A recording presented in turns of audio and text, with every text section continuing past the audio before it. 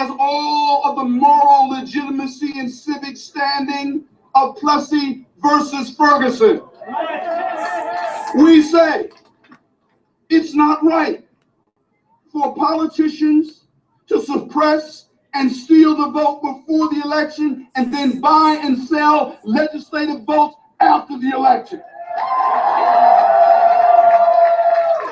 So we're here to say the Constitution, the spirit of our founding fathers and founding mothers must be upheld by getting big money rights. We can't have women's rights. We can't have the rights enjoyed and that should be enjoyed by African Americans, Latinos, and people of color unless we get money politics. You cannot expect integrity out of a system that represents legalized bribery. Thirdly, we're here because we yet believe that the right to vote is a civic sacrament that's being desecrated in the temple of our democracy. We're here because we believe that you have to stand up for the right to vote and protect the right to vote. I will simply remind you that when we walked on America's journey for justice from Selma, Alabama to Washington, D.C., some of you are here who made that march on America's journey for justice. There was a man by the name of Middle Passage. He walked 900 miles, carried the American flag nearly every step of the way. As a veteran of the Vietnam War, as a veteran of the Navy, he carried that flag. And when he came to Spotsylvania, Virginia, having kept the flag wrapped up, he unfurled the flag, he collapsed to the ground. My hardest day at the NAACP was when I had to go saw him fall to the pavement, that he did not make it, that he died. Their hardest question to me that I yet pose to you, which is this: if a man was willing to march for the right to vote, why can't we fight for the right to vote and vote?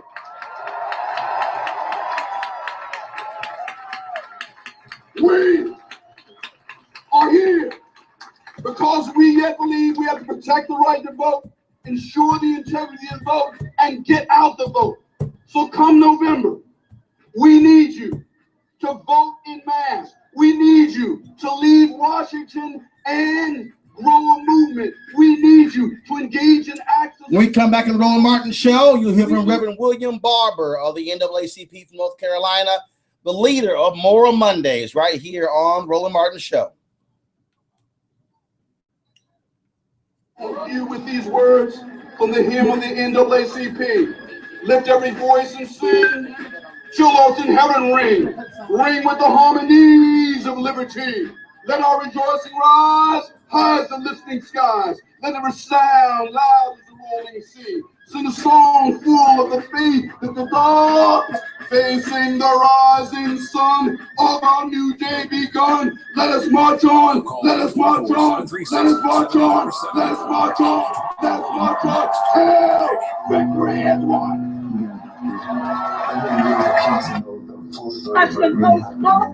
She had us since she was 17. I know that she wanted us to have a better living. The way she saw things going, it wasn't a good environment to raise a kid. Desecration to the memory of the mob. The woman my mother is. The Voting Rights Act signed August 6th. To me, it's just, that means a lot to me. And, North Carolina, and one of the leaders of the Moral Monday movement in North Carolina. Join me in welcoming Reverend Barber to the stage. I learned that love helps you make the hard decisions. Without love, you can't. What? Potential. I see you trying to bug me. Hey, happy Monday. Yes. It's exciting. Really? It's Monday.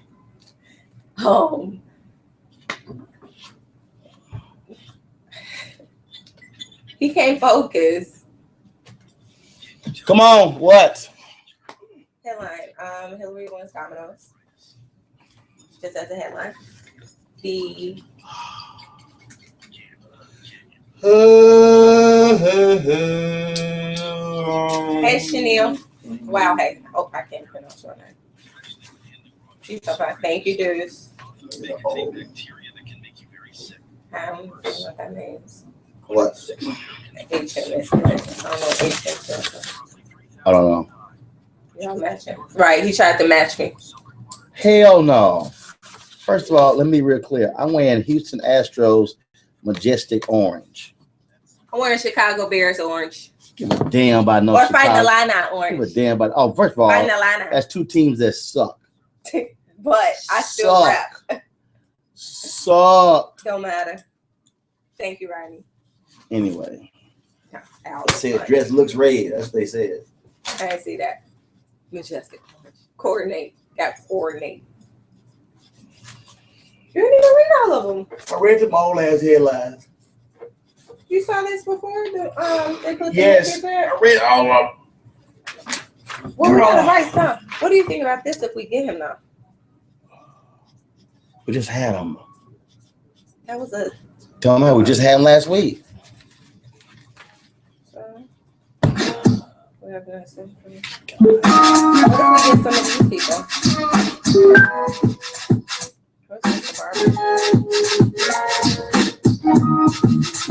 Thank you, Marcus. Hello, Crystal.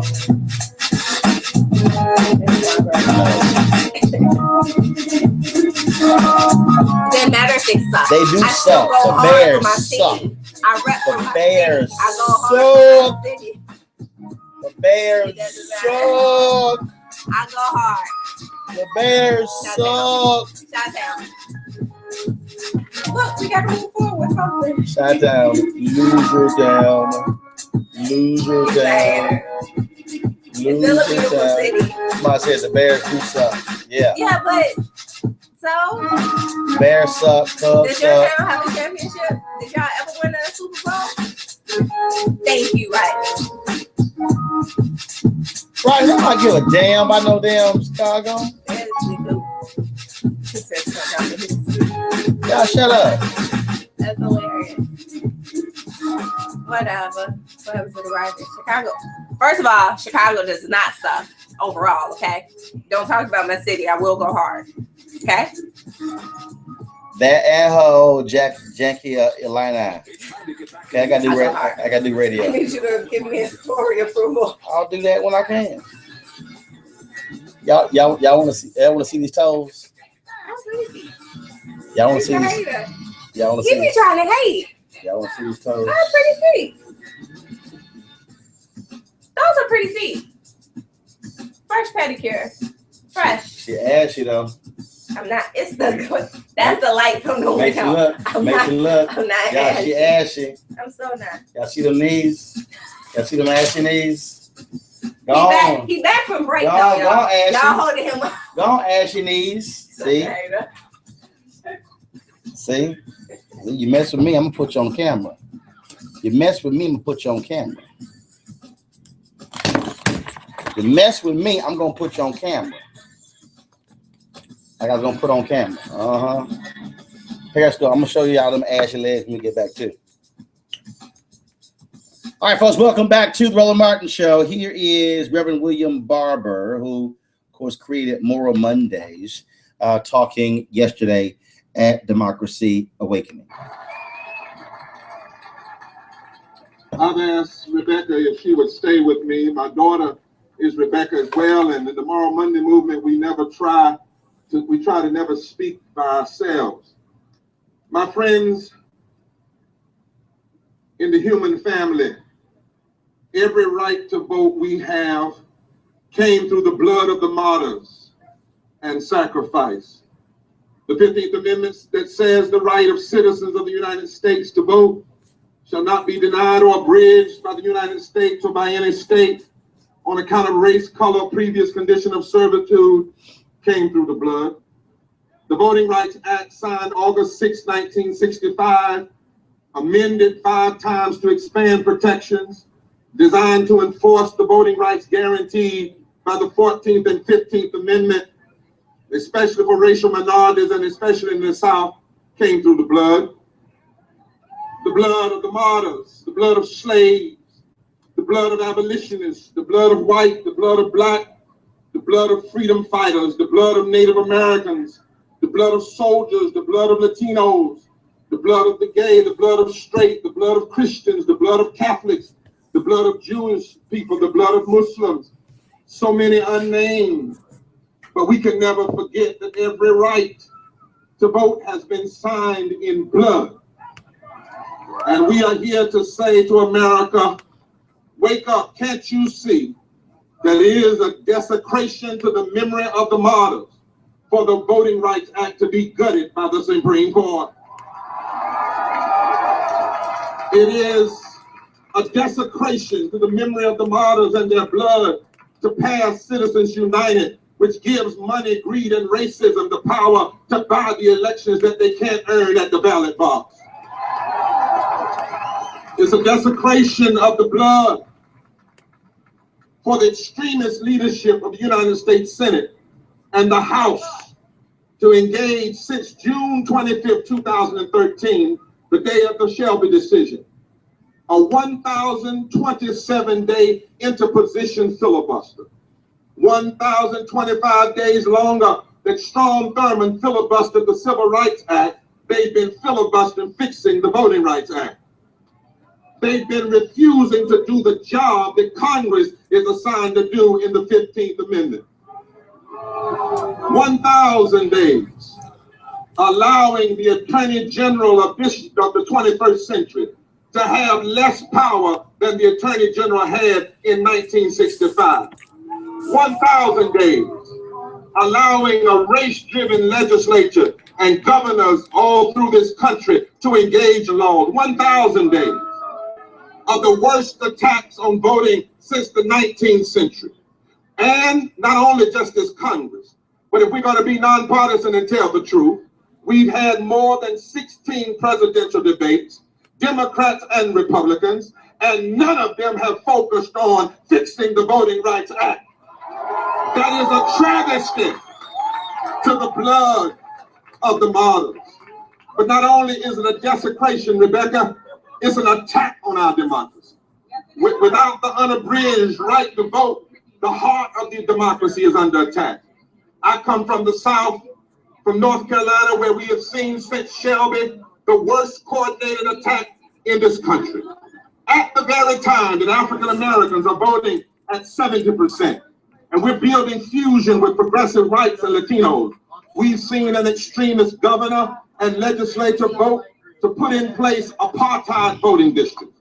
We've seen them shorten the early voting period by a full week because 70% of those that use the first week are African American. We've seen them eliminate same-day registration because 43% of those that use same-day registration are African American. And we've seen them pass a strict form of photo ID that negatively impacts 300,000 voters. This is a racial and class attack on our democracy. And let it be clear, the attack on voting rights is not just an attack on black people, it's an attack on labor, it's an attack on living wages, it's an attack on the peace effort, it's an attack on healthcare, it's an attack on women, it's an attack on LGBT community, it's an attack on climate change, it's an attack on justice and criminal justice reform. It's an attack on the common good and the general welfare of America.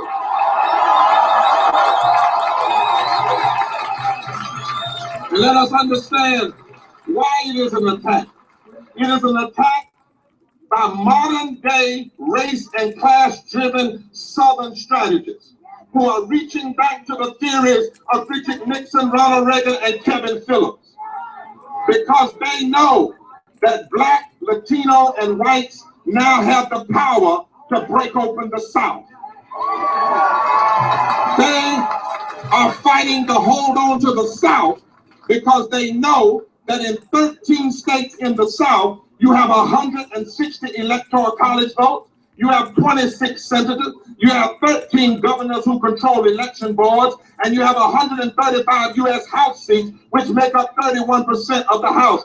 They know if they can suppress the vote, they can lock up the South for another generation. But They don't know that we know. That we know with the right to vote and the protections of the Voting Rights Act, we can break open the South and free up this nation.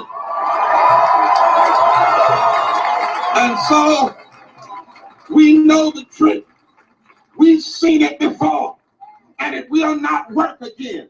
We've come to this Hallett Mall to say to America, there's an awakening happening. It is not being launched this week. It's already been launched. We see it all over the country. We see it in the lawyers of the NAACP. We see it when labor wins.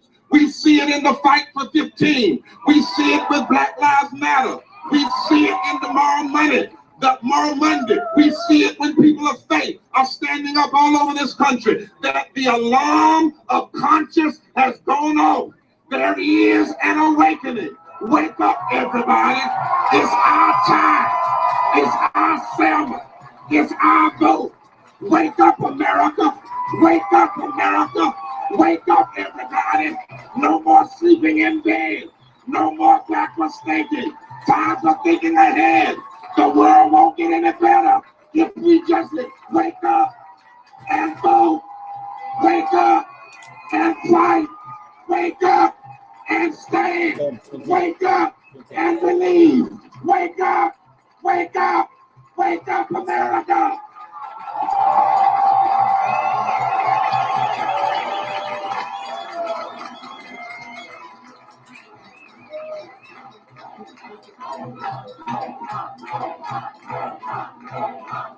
That, of course, was Reverend Barber yesterday at the Democracy Awakening rally on first of all, Capitol Hill. And the events began on Friday. And they have gone forward through Friday, through Saturday, Sunday. They have been taking place. And then today, there's a march to Capitol Hill. There's actually going to be a march around Capitol Hill. I have folks who are on the ground, and I'm going to be pulling those folks up real soon, getting them on the phone, chatting with them about the rally, about what's going on, and I'll see, reaching out to them. That way we can hear from them. You can get an opportunity to hear from them. The whole point is to build momentum, towards November. The person you last heard speaking was Pastor Reverend William Barber out of North Carolina, head of the North Carolina NAACP conference, an alpha man. You got to shout that out.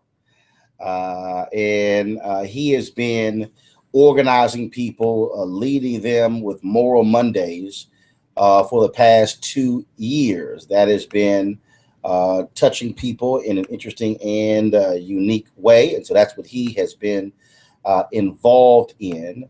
And so we will continue to cover this, give this coverage and perspective, because it matters, because it flat out matters. These issues matter. What we say and do matter. What we are involved in matters.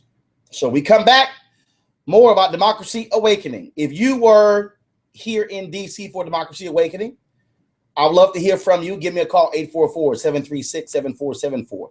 844-736-7474. This is the Roland Martin Show. I'll be back in a moment.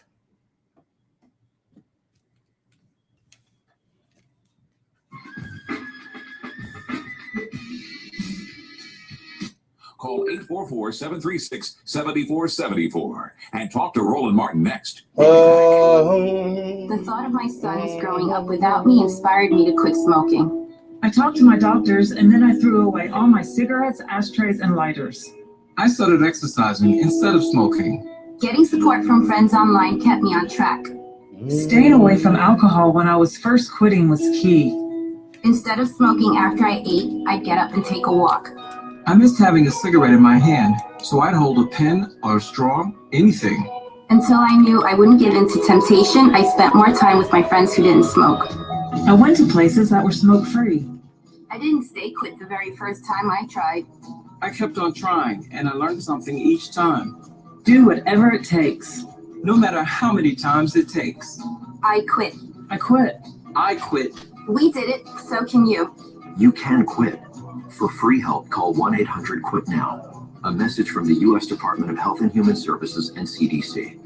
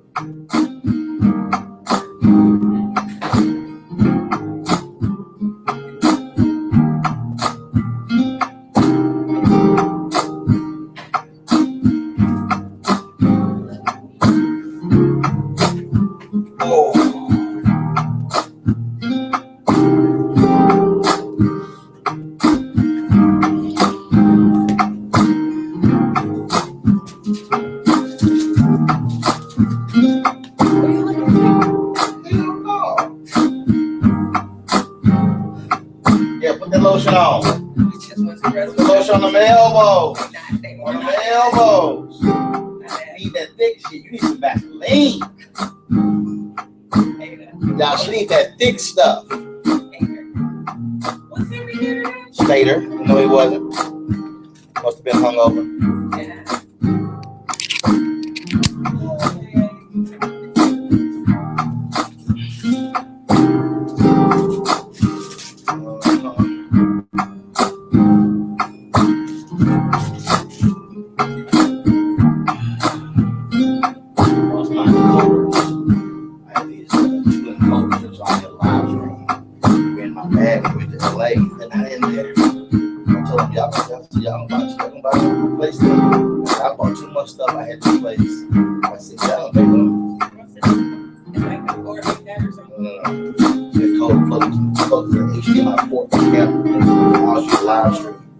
Facebook has opened up. I can live stream directly to Facebook. That way you're not. It's time to get back to the issues that matter. Let's get back to the Roland Martin Show. So I want to give a speech, or who's out there, we can live stream this platform. So I have what? No, it has to. No, it has to go on one platform.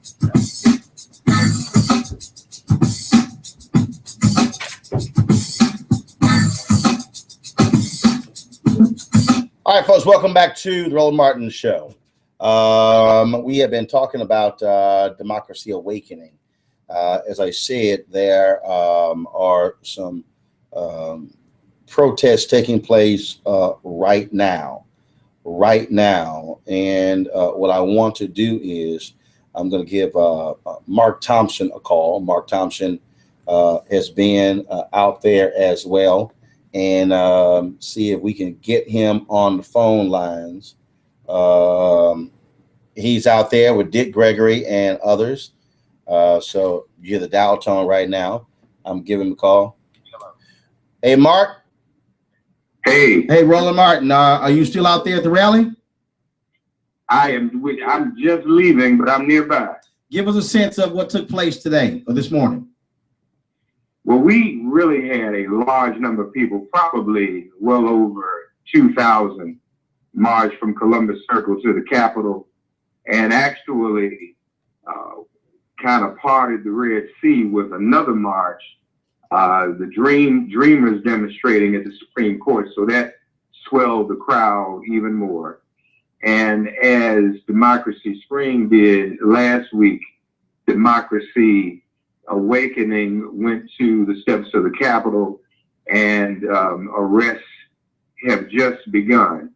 People have just begun to get arrested, but it was a very, very strong presence, a lot of diversity, a lot of union members out here, a lot of organized labor, especially the Communications Workers of America, because, you know, they're on strike against Verizon anyway.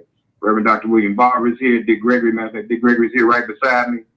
And so it was a very spirited demonstration. And again, I think it, as I said on this morning, Roland, and I thank you for having me on, it continues to invoke the spirit of Dr. King. This is where he left off. We had to pick up the baton and keep it moving. No more money controlling so much that goes on in America, especially here on Capitol Hill. Restoring the Voting Rights Act, and then also confronting Congress for its interposition and nullification that undermines the first Black president. We're standing for all of those principles. And obviously, if we had to say what's next, that's always an important thing. Dr. King always said you can be focused on the event, but what happens the day after the event is just as important, even more important. I absolutely agree. There are about 200 organizations involved in this, and of course, these organizations have their ongoing programs. But I agree with you. I think it's necessary to go from here in the same spirit of unity that brought us here today, continuing that spirit of unity in the weeks and months to come, leading on into November and beyond. Even if these organizations all work together to register as many voters as possible, I think that's important. They still have to remain engaged to hold whomever the president is accountable. So I agree. You know, that's one of the, shall we say, afflictions in our movement, in the progressive movement, that we have these moments and not movements that are sustained, disciplined, and ongoing. If I could sit wrong to be very specific, you know, when I look back at Occupy and the influence of that, you know, once it ended. And then when there was a group of left political parties in Spain and in Greece that came over last year, and they criticized us in America, Roland, believe it or not. They said, you all in America have these moments, but you don't translate them enough into the kind of movement like they did in Spain and Greece. They had a movement, built their own party, and now they have seats in parliament. You know, so other people get it. We just have to figure out a way to get in this country and maintain the discipline that Dr. King exhibited, and he taught us. We know what happened. We know because of his discipline, because of what he did, he was assassinated. America just couldn't stand that. Well, if that is what happened to him, we know it must have been right, and we have to, again, pick up where he left off and move forward. Well, you said Dick Gregory is near you. Let's, if we can holler at Dick, that'd be great. Oh, that'd be great. Dick Gregory, this is Roland Martin on the radio. Right live on the air. God bless you. Peace and love to you, my brother. Dick, how you doing? And the family. And it's fantastic. It's a lovely day out here, and to look at the demonstration and look at the cross-section of people, the young folks, the old folks, the women, the men. It's just a wonderful peace. And the whole, even still peace in the air. That's what's great. From talking to walking to just hugging one another. And they are making a rest now. So, but you know, people came here not for a party and not for a brick fight. And it's nice. I'm 85 years old, man. I'm glad I lived long enough to see this whole new vibration, the new everything. It's a wonderful, wonderful piece. And today is just gorgeous. As long as I've been demonstrating, I've never had a day of demonstration that's beautiful and it's kind and it's rhythm like it's this. Hey, Dick, I got to ask you this question. You talk about being 85 years old. One of the things that I really believe we talk about Black Lives Matter in this new generation, you know, look, these folks are not, they're not trying to be tied to any party, any person. They are really driving the issues. And I don't believe Black Lives Matter gets enough credit for forcing the kind of discussion and changes we've had to police accountability across this country. And the same thing with these dreamers and immigration. Yeah.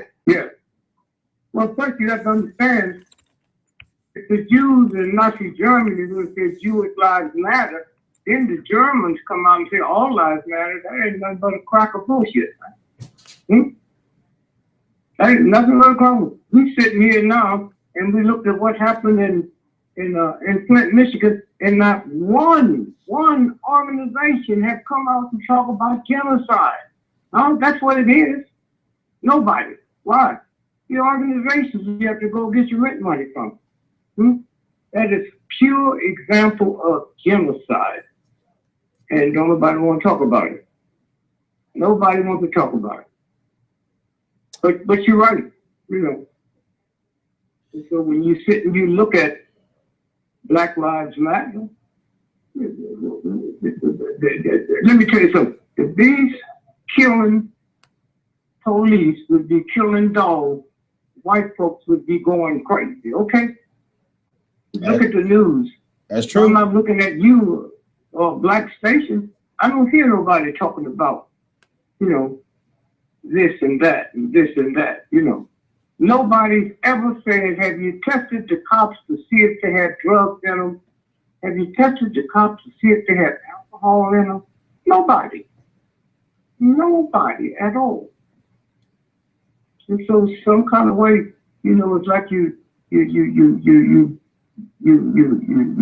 keep scratching the soil and you keep pulling off the scab and putting the same dirty dressing back on it and wonder why your arm's still swelling. Dick, I've got some folks who are asking the question, what does arresting folks getting arrested today, what does it actually accomplish? What does it mean? That some folks think it's just a waste of time. What do you tell them? Well, those are the people that think that, you know, pimps messing around trying to get them off the streets a waste of time. They say marching's a waste of time. All the great armies in the world, if you went into the day, you start off marching, not flying planes, not getting on rockets, huh? Marching's good for everybody else but us, and us because the folks ain't gonna do nothing. But that's what it's about. Marching, marching, marching, marching.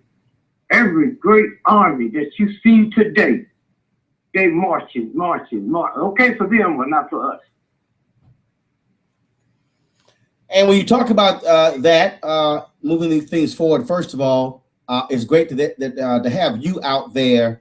And again, because so many others get to see you as sort of the connecting force to the civil rights movement, Dr. King and so many others in present day. And we appreciate, Dick, that you've never left the ground, never left the fight, and you still swinging. Thank you, my brother. Good to talk with you, Dick. You take care. Thank you. All right, tell the family hello. Folks, that is Dick Gregory. Yes, sir. And Mark Thompson. We appreciate it, man. Thanks a lot. All right, my brother. Keep up the good work. You take care. Thanks for having us on, man. No problem. All Thanks a lot. Folks, that was Mark Thompson, as well as Mark Thompson. You can catch him on Sirius XM Radio. You can also check out Dick Gregory. Joe Morton is going to be playing him in a Broadway play coming up real soon. We have details about that as well. All right, folks, got to go to a break. This is the Roland Martin Show. Back in a moment.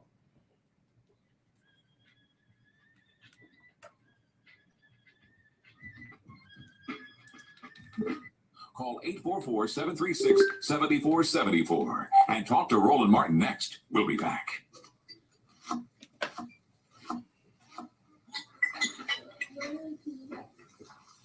Can you tell if the surfaces in this kitchen are crawling with bacteria that could cause chronic arthritis?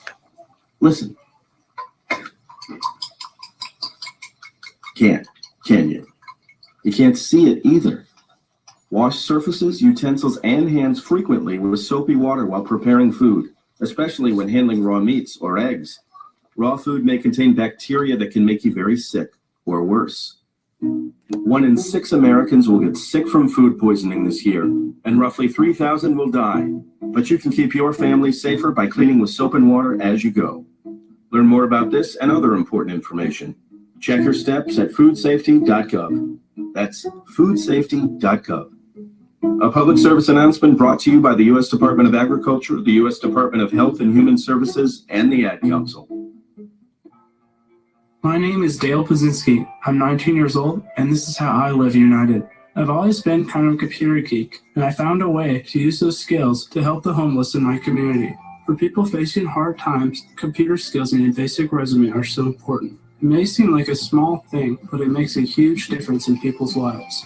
So with United Way, I created a program where I work with the homeless. Together, we go through their whole job history, write a resume, and then save it on their very own USB drive. We provide workbooks and training certificates. I even budgeted for cupcakes so we can celebrate as a class when one of our people gets a job. That's huge. When somebody says, "Hey man, that job that you helped me apply for, I got it." That's what living united feels like to me. My name is Dale Pazinski. I help people achieve financial independence.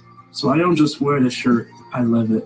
Give, advocate, volunteer, live united. Go to liveunited.org. Brought to you by United Way and the Ad Council.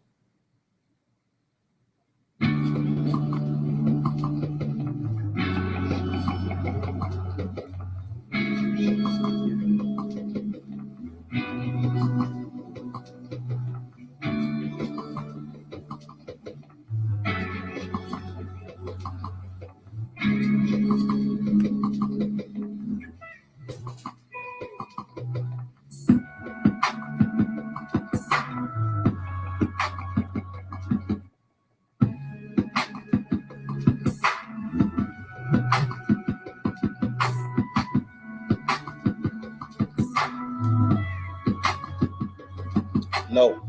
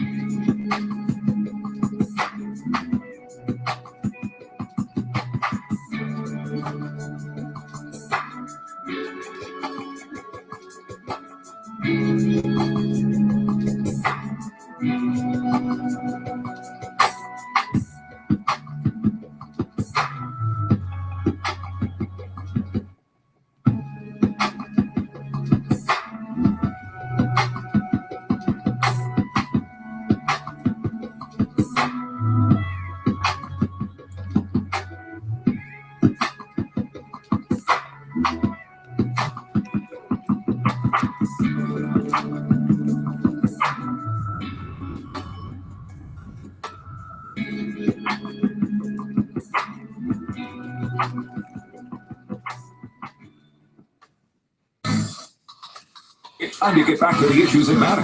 Let's get back to the Roland Martin Show.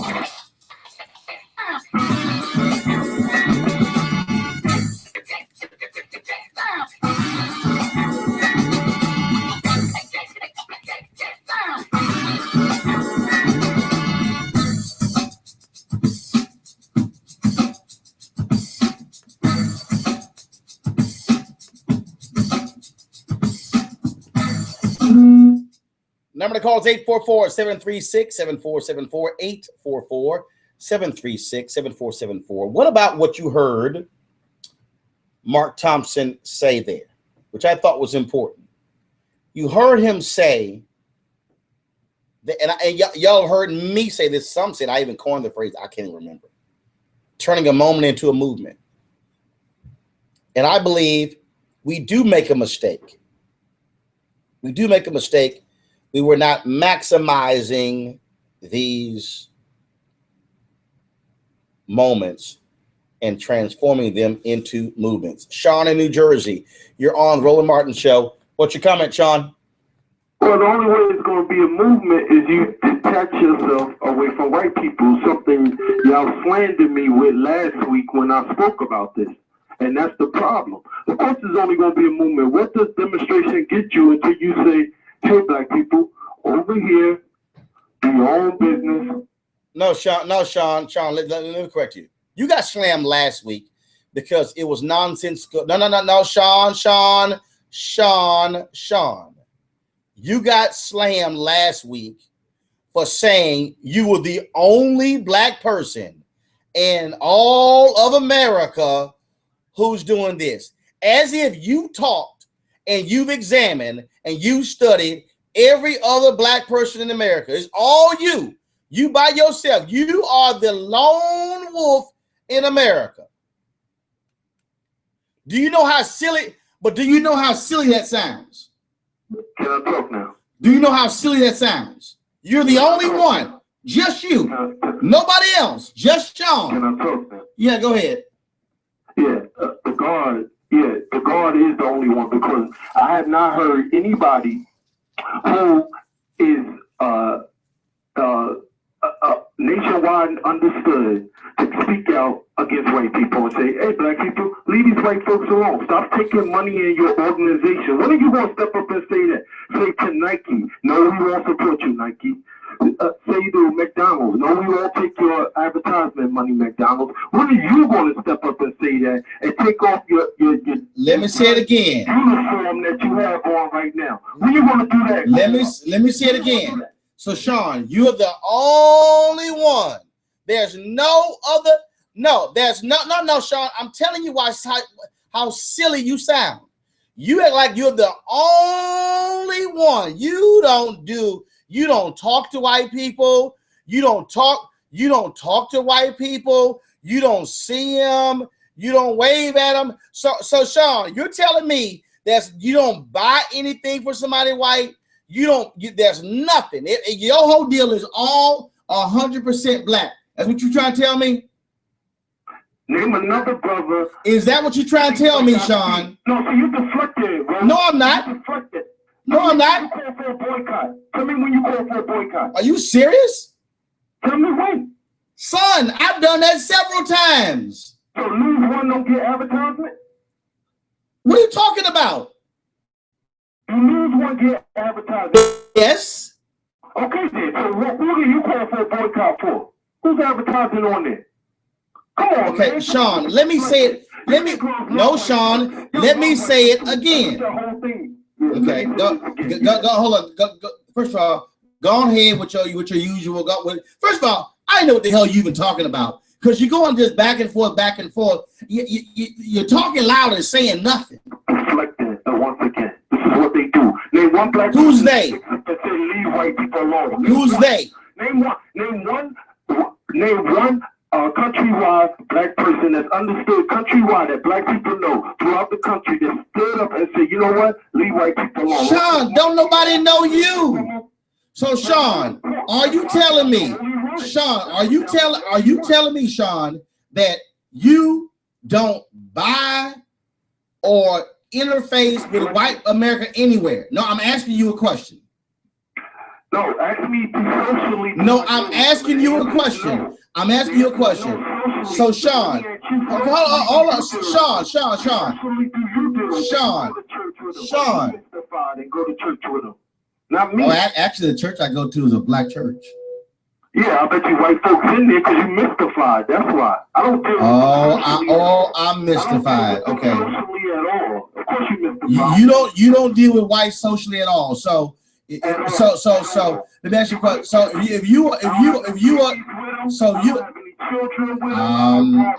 I don't have any children with them either. So I don't know what the hell you talking about. Okay, that's what I'm talking about. Socially, who do you deal with?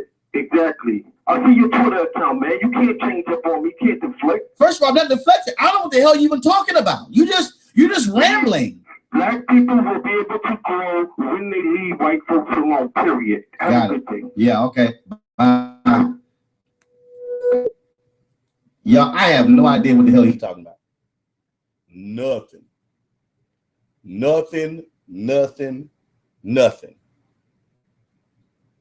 Sean trying to say he more blacker than Farrakhan.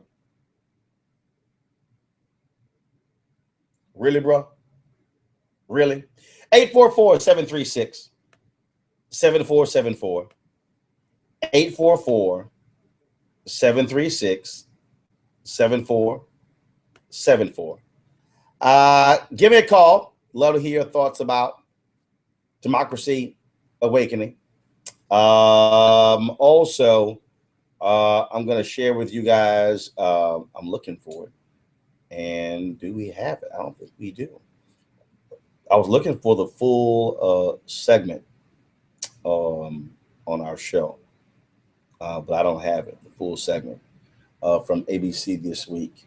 But give me a call about Democracy Awakening. Hey, we talked last week about, did y'all see the discussion we had about the BuzzFeed 27 questions black people have for black people. For the life of me, I'm still trying to figure out why these black folks are just all upset, hot, bothered, as if BuzzFeed doesn't do these videos, as if, you know, they don't happen. They don't happen. So, you know what? I'm telling you, right? Some of these videos are a trip. Some of these videos are really a trip. But I'm telling you, but what's a trip to me is all the black folks who are just upset. Lord, they upset. They were so mad with this BuzzFeed video. And I'm going, really? That's okay. All right, really? And see, I've been ticking folks off because I've been retweeting a lot of the questions. And boy, these black folks been mad at me. Roland, I can't believe you defending that, this, that, and the other. So here's what I'm gonna do. I'm gonna share some of y'all the videos of BuzzFeed. And so here's the first one right here. The first one I'm about to play is, these are 27 questions black people have for black people. And y'all tell me if y'all really bothered by this. 5 to 10 always become 20 to 30.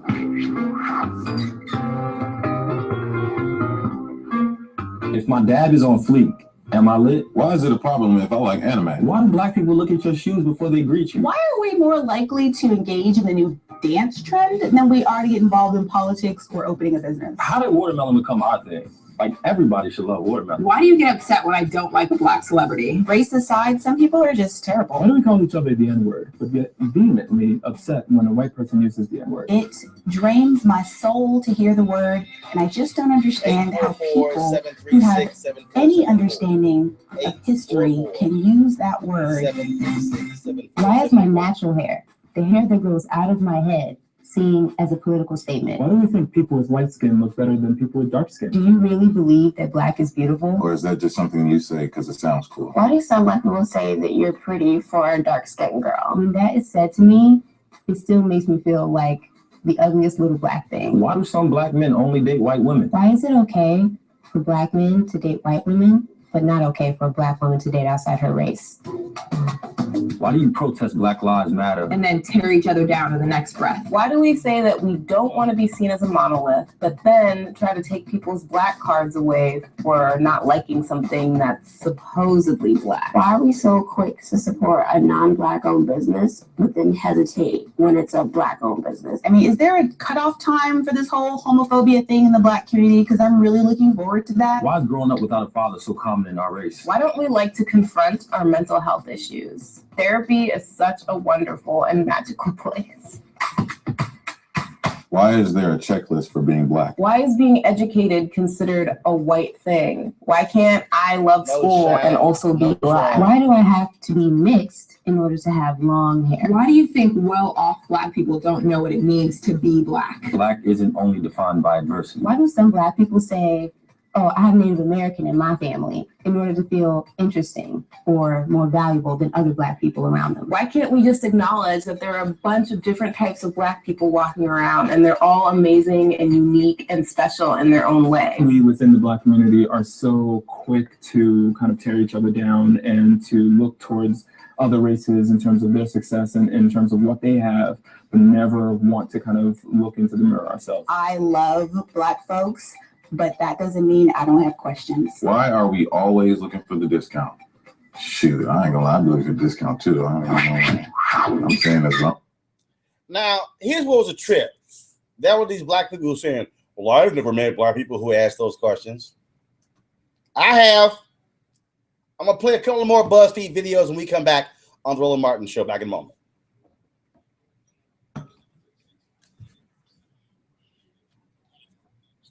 Y'all know damn well y'all done heard them questions before.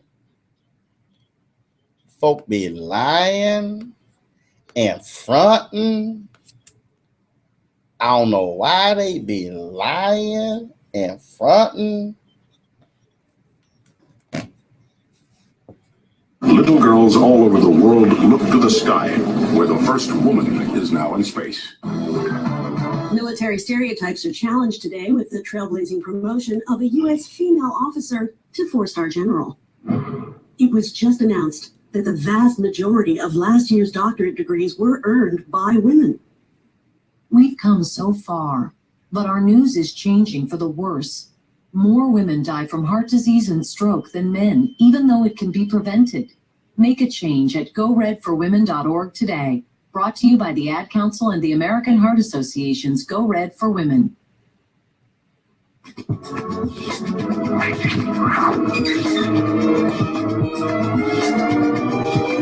Scarf. What most people love to layer around their necks in the fall. Any piece of fabric that'll cover a black girl's hair at night. Dust. To flick around lint and stuff that collects on all your shit. To lightly trim the ends of your hair with scissors. Wrap. A food item in which many fixings are encased by tortilla. A hair technique used at night.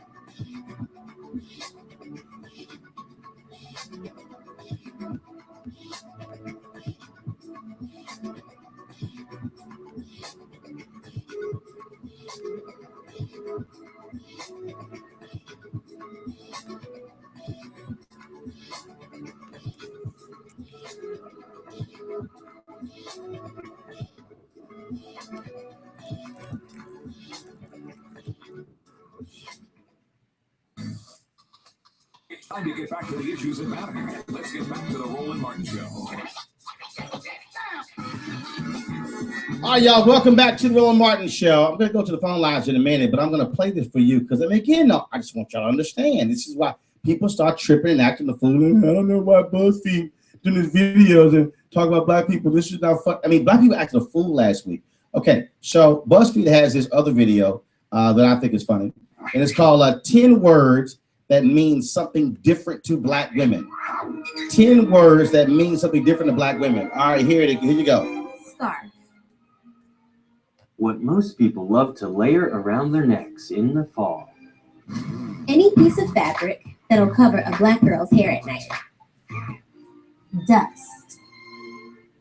To flick around lint and stuff that collects on all your... To lightly trim the ends of your hair with scissors. Wrap. A food item in which many fixings are encased by tortilla. A hair technique used at night to maintain straight hair. Stretch. When healthy people pull and elongate their body parts. When you pull to straighten your curls to show how long your hair really is. Press. To exert force against something. To straighten your hair with a hot comb. Kitchen. The room in your house where you cook food. The hair at the nape of every black girl's neck. Bundle. Wearing multiple layers to protect your body from the elements. Weave that you probably bought off Instagram. Natural. Something untouched by chemicals or altered by humans. When your hair isn't relaxed. Laid. The past tense of lay. When your hair looks really good, or when your edges are living their best life. Kinky. When you're into really sexy stuff. When your hair texture has a naturally tight curl or coil. Flaunt those curls, girl.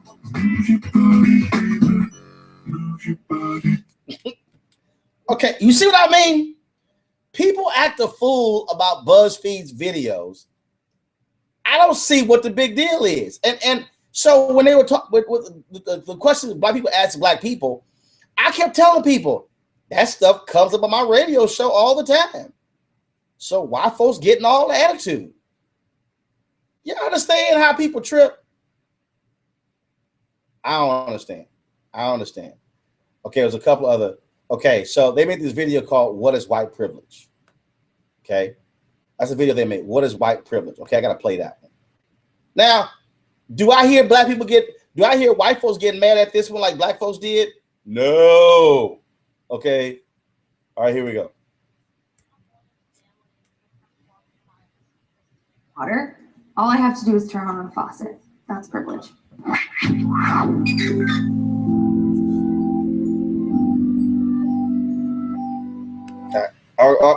played the wrong one.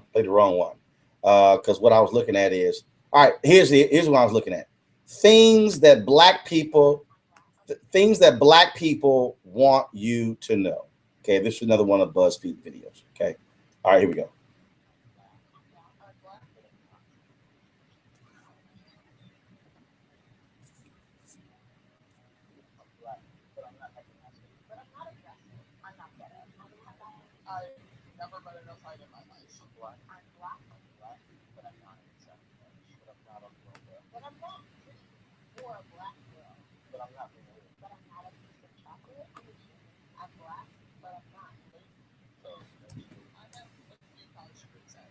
Sorry.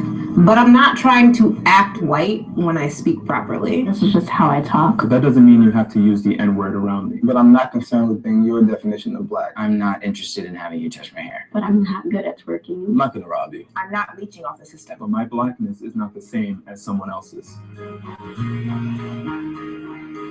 I'm black and I'm dope. I'm black and I love to dance. I can't dance, but I'm okay with that. I'm black and I'm angry sometimes. And I'm more than just my race. And I'm positive about our future. And I'm smart. And I went to private school. And I'm the owner of a master's degree. And I'm really funny. I'm a nerd. And I'm an actor. I take style very seriously. And I'm a poet. I'm a writer. And I love anime. I'm black and I'm from Brooklyn. I'm black and I'm white as well. And I love knitting. Have y'all tried knitting? And I'm from a beautiful two-parent home. And I was raised by a single mother. And I'm so proud of her. And I don't use the N-word. And I'm a feminist. I'm black and I'm bisexual. And I have mental health issues. But I work through them every single day. I'm black and I'm dark-skinned and I love it. And I'm proud of my curly hair. And I'm learning to love myself more every day. I'm black. I'm black. I'm black. And I'm proud. And I'm proud. I'm black and I'm hella proud. Okay. All right. So here I'm trying to make a point here. All these folks got an attitude. Oh my goodness. Okay. Here's another BuzzFeed video. If white people thought about race like people of color. Okay. All right. So here we go. Let me go ahead and play the video.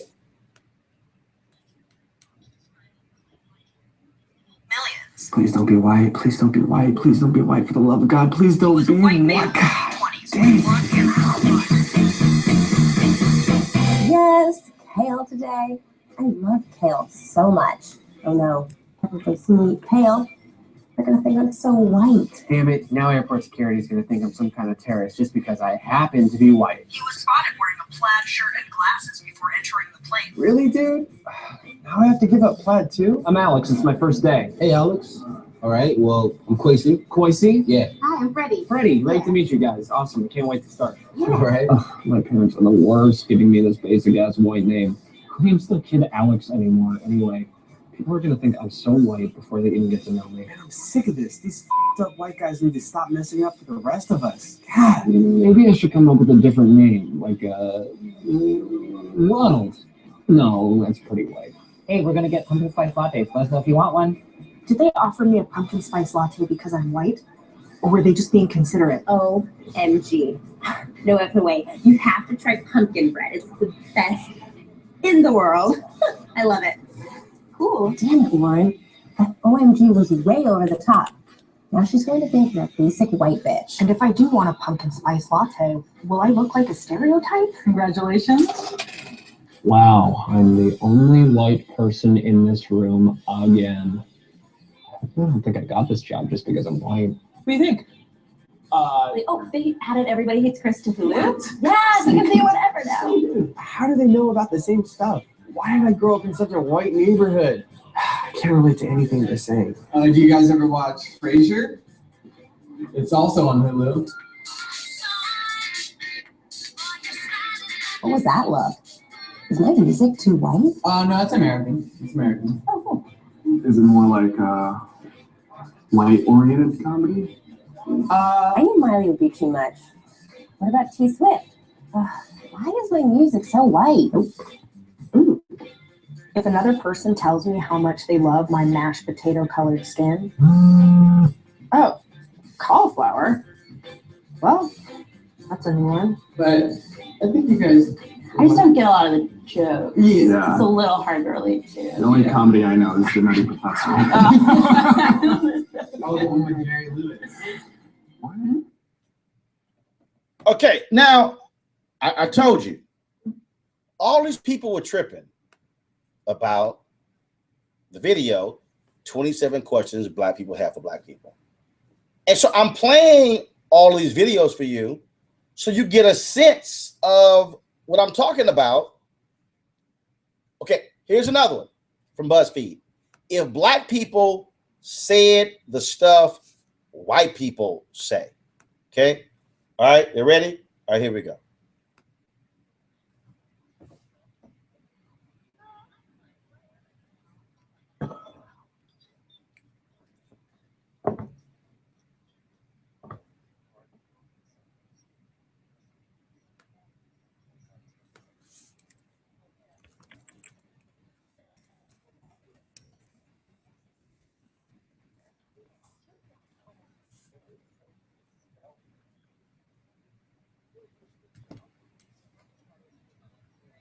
Village in Europe. Those little white boys and girls, they were so inspiring. Oh, wow. No, you don't sound like a dumb hick at all. That's so cool. You are so pretty for a white girl. It's really sad when Romney lost, huh? Good old Mitt. Couldn't do it. Could not do it. You were dating a white guy. Does he have like a really tiny penis? Oh, you must listen to that rural music, right? You know who you look just like? Oh, Jennifer Lawrence. I just saw Titanic. How are you dealing? I had no idea your people had it so hard. Your skin is so pale. Can I touch it? No, I was just talking about that with my friend Jeremy. He's white too. I don't even think of you as white. I don't. I really don't. Wow. So you have to wear sunscreen? That is so crazy. Hey, I'm from out of town. Can you help me find some meth? What do you mean you don't listen to Macklemore? You're white. I've always heard of white girls. Oh, I'll be back in the Roland Martin Show in a moment. We got adopted. Over the years, I changed some. Y'all, this okay. I'm going to play that one again. She had since she was 17. I know that she wanted us to have a better life. The way she saw things going, it wasn't a good environment to raise a kid. The fact that she did that just shows how strong of a woman my mother is. To just be given a chance to be who she wanted us to be, that means a lot to me.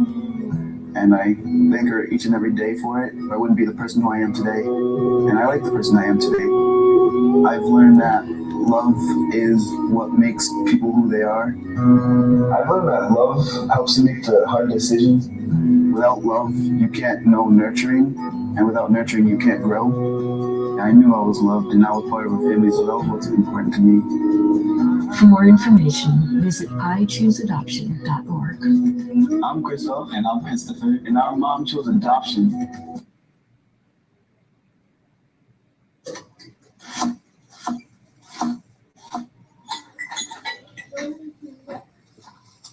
Can you tell if the surfaces in this kitchen are crawling with bacteria that could cause chronic arthritis?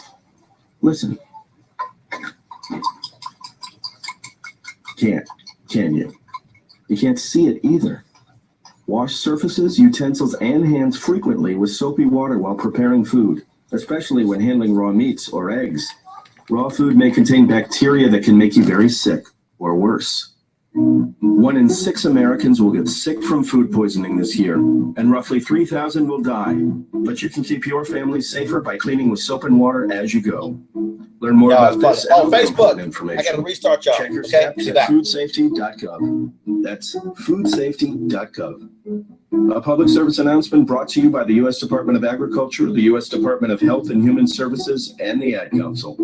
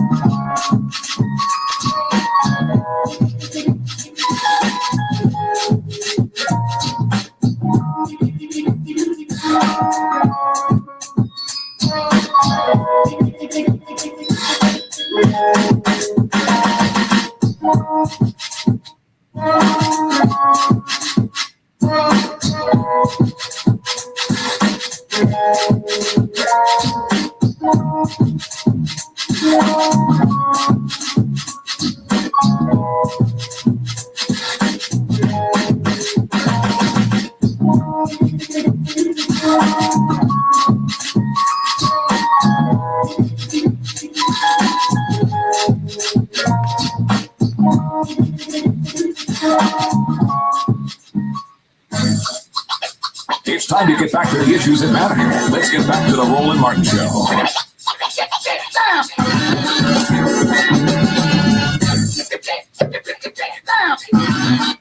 All right, welcome back to the Roland Martin Show. I've been talking about these BuzzFeed videos that I've been finding to be terribly hilarious. That I don't understand why people are getting bit out of shape just because they were talking about, they did one about black folks. Okay, so I left off. We went to the break here, but I had to play this again. This video here is called "If Black People Said the Stuff White People Say." If black people said the stuff white folks say. Wait a minute, you don't listen to Taylor Swift? No. Girl, I'm like whiter than you.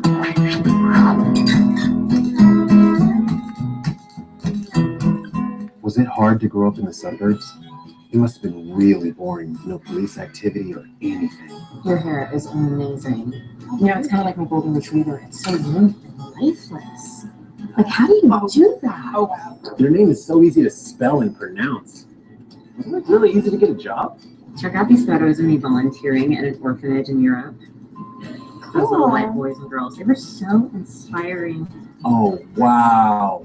No, you don't sound like a dumb hick at all. That's so cool. You are so pretty for a white girl. It's really sad when Romney lost, huh? Good old Mitt. Couldn't do it. Could not do it. You were dating a white guy. Does he have like a really tiny penis? Oh, you must listen to that rural music, right? You know who you look just like. Oh, Jennifer Lawrence? So we just saw Titanic. How are you dealing? I had no idea your people had it so hard. Your skin is so pale. Can I touch it? Wow. I was just talking about that with my friend Jeremy.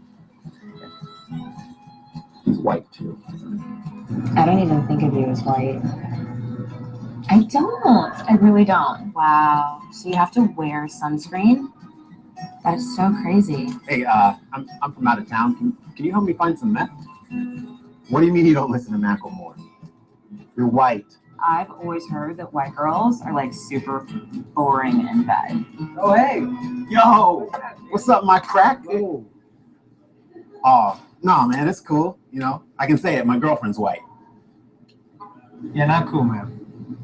Oh, okay. My bad, Daniel. My bad. It's crack. Greg,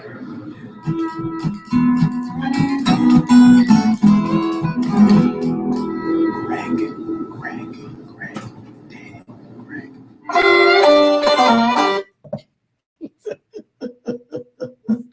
Okay. You see what I'm saying? Folks are tripping. Okay. Here's another one of BuzzFeed videos. 24 questions Black people have for white people. Okay. And again, I'm doing this for a reason, y'all. I'm doing this for a reason. Because Black folks lost their mind over questions Black folks have for Black people. But here we go. 27 questions, 24 questions Black people have for white people, courtesy of BuzzFeed video.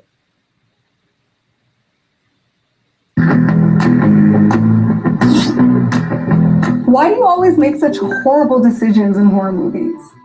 It's not cool to split up. Why do you freak out when Black people are cast to play white fictional characters? What's the big deal if Idris Elba plays James Bond?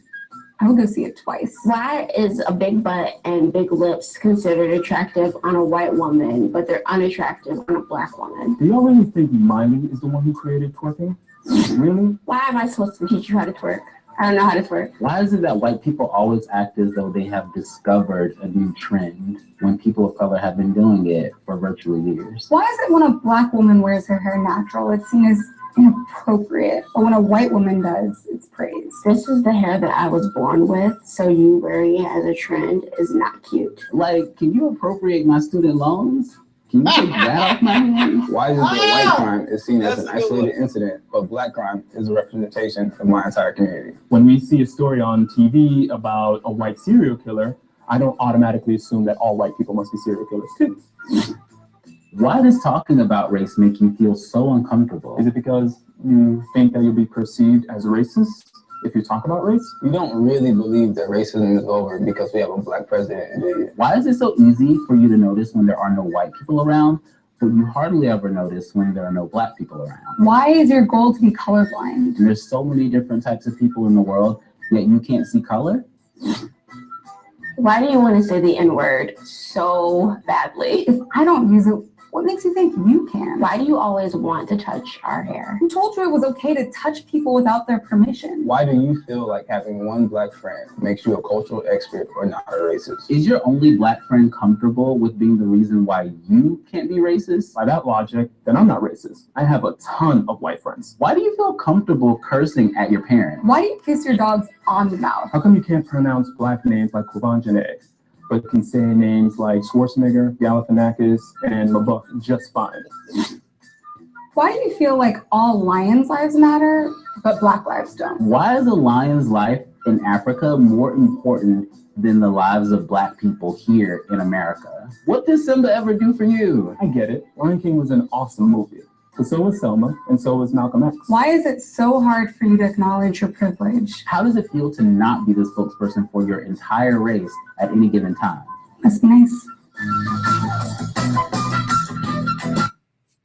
Okay, so, all right, another one of BuzzFeed videos.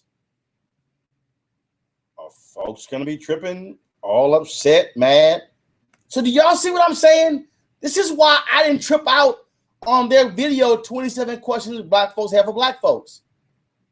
I didn't. Man, what's wrong with you? 'Cause I ain't trip. California, Nanette, you're on the Roland Martin show. What's your comment?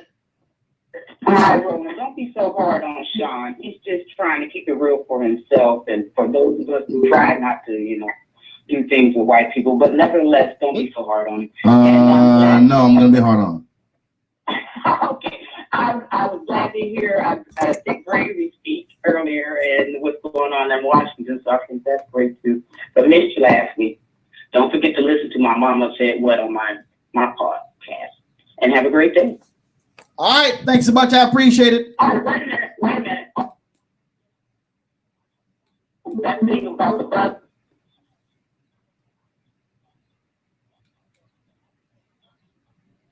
About that. Because it was funny.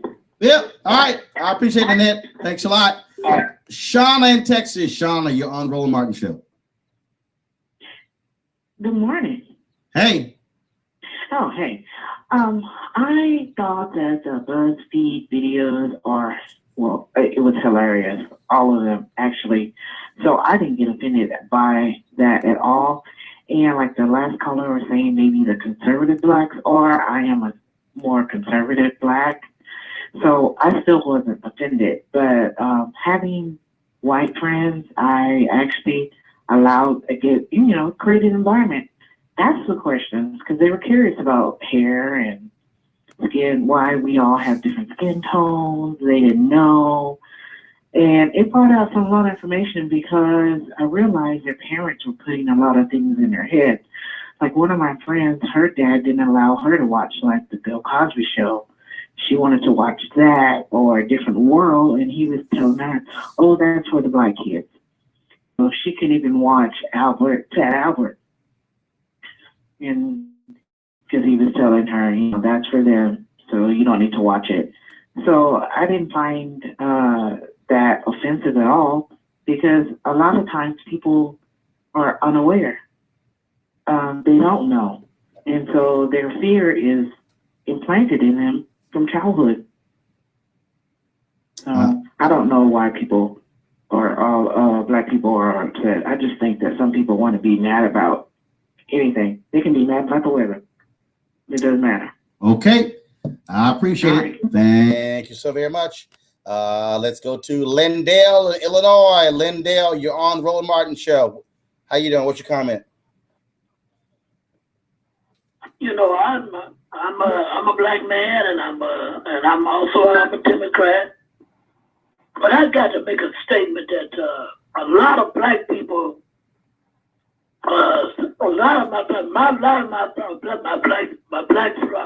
black people, we got to take responsibility of our problems as much as the white conservatives. The reason why I say that is that black people all over this country throughout the history has not been consistent on voting, and that would cause a lot of our problems. If we had been more consistent in voting in the state legislators, and the federal, and also the presidential, we wouldn't have as much problems that we have now. So that is something that I just want to put out there, that those that are your viewers that are listening can take account about what I just said.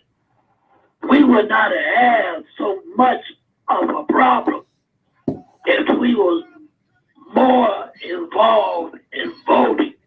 All right. All right, Lindale, I appreciate it, man. Thanks a lot. 844-736-7474. 844-736-7474. So what do y'all think about those BuzzFeed videos? Do you now see my point? While I was laughing and I didn't think it was that big of a deal. Do y'all now see that? See what I'm saying? 844-736-7474.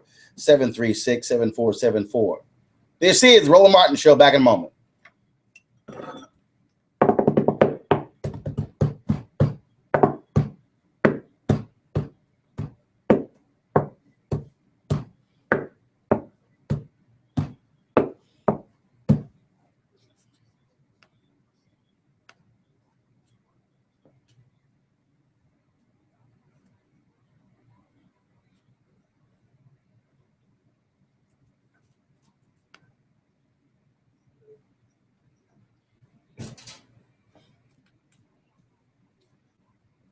Staying away from alcohol when I was first quitting was key. Instead of smoking after I ate, I'd get up and take a walk. I missed having a cigarette in my hand, so I'd hold a pen or a straw, anything. Until I knew I wouldn't give in to temptation, I spent more time with my friends who didn't smoke. I went to places that were smoke-free. I didn't stay quit the very first time I tried. I kept on trying, and I learned something each time. Do whatever it takes. No matter how many times it takes. I quit. I quit. I quit. We did it, so can you. You can quit. For free help, call 1-800-QUIT-NOW. A message from the U.S. Department of Health and Human Services and CDC.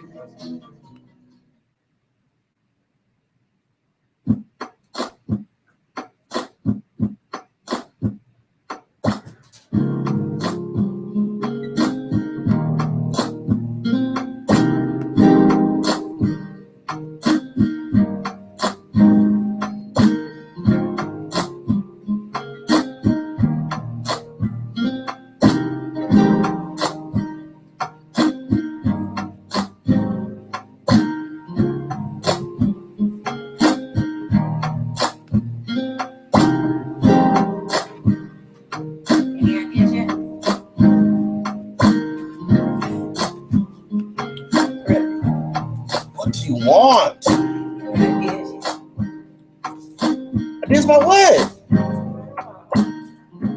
Oh, she get on my damn nerves. It's me again. It's me again. Thank you, son. Something. Damn, Val, really? I have work to do.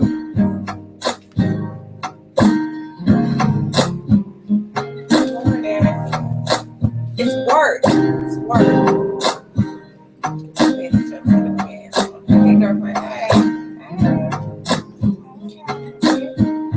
you, Johnny. What? Stories. Thank you. I'm just doing my job. Exactly. Yeah. Any other emails for you? Yeah, no, I'm ignoring her ass. Thank you for the smile. What? I am doing all the work. Trying. She ain't doing a damn thing. I am. It's time to get back to the issues that matter.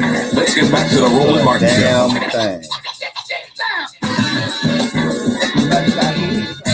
Exactly. No, I'll be fine without her. Trust me. Ro will be fine without her. When she was sick, I was good. He was mad. He was texting me like, "Where you at?" Oh, I guarantee I wasn't doing that. I guarantee. He said you put lotion on your elbows. You heard him earlier. They were not at. Made it look. They not. It's the window. I said pretty hair. I'm so glad I had a comb today though. It only happened on Friday. I got a radio show to do. I'm sorry. You're interrupting me. So go away. Go away. See what happened? See what happened? Welcome back to the Roland Martin Show. 844-736-7474. 844-736-7474. Eddie in Texas. Eddie, you're on Roland Martin Show. What's up? Roland, how you doing? Great. So I'm going to have to disagree with you on this because it was supposed to be a satirical bit, and I didn't understand what was so satirical about it. It wasn't. There was no sarcasm. It seemed so matter of fact. It sounded like there was a bunch of white writers that wanted to use a black face to get out what they really wanted to say. Here's the problem with that. The woman who produced that video is a black woman. No, because you're assuming that somebody white did it. This was somebody black. I didn't say that. No.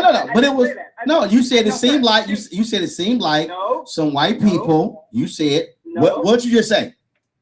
I said it sounded like there was some white people that were using a black face to get out what they really wanted to say. And what I'm saying is the video was produced and was done by a black woman. So what does that mean though, Roland? Just because it may have a Okay, really? What does it mean? What does it mean? So So black people can't coon? Oh, so that's cooning. Okay, so hold on, wait. So were all the other videos cooning? But look, those were obviously. I'm asking. No. I'm asking you a question. So wait a minute. There's a reason why I played 6 videos.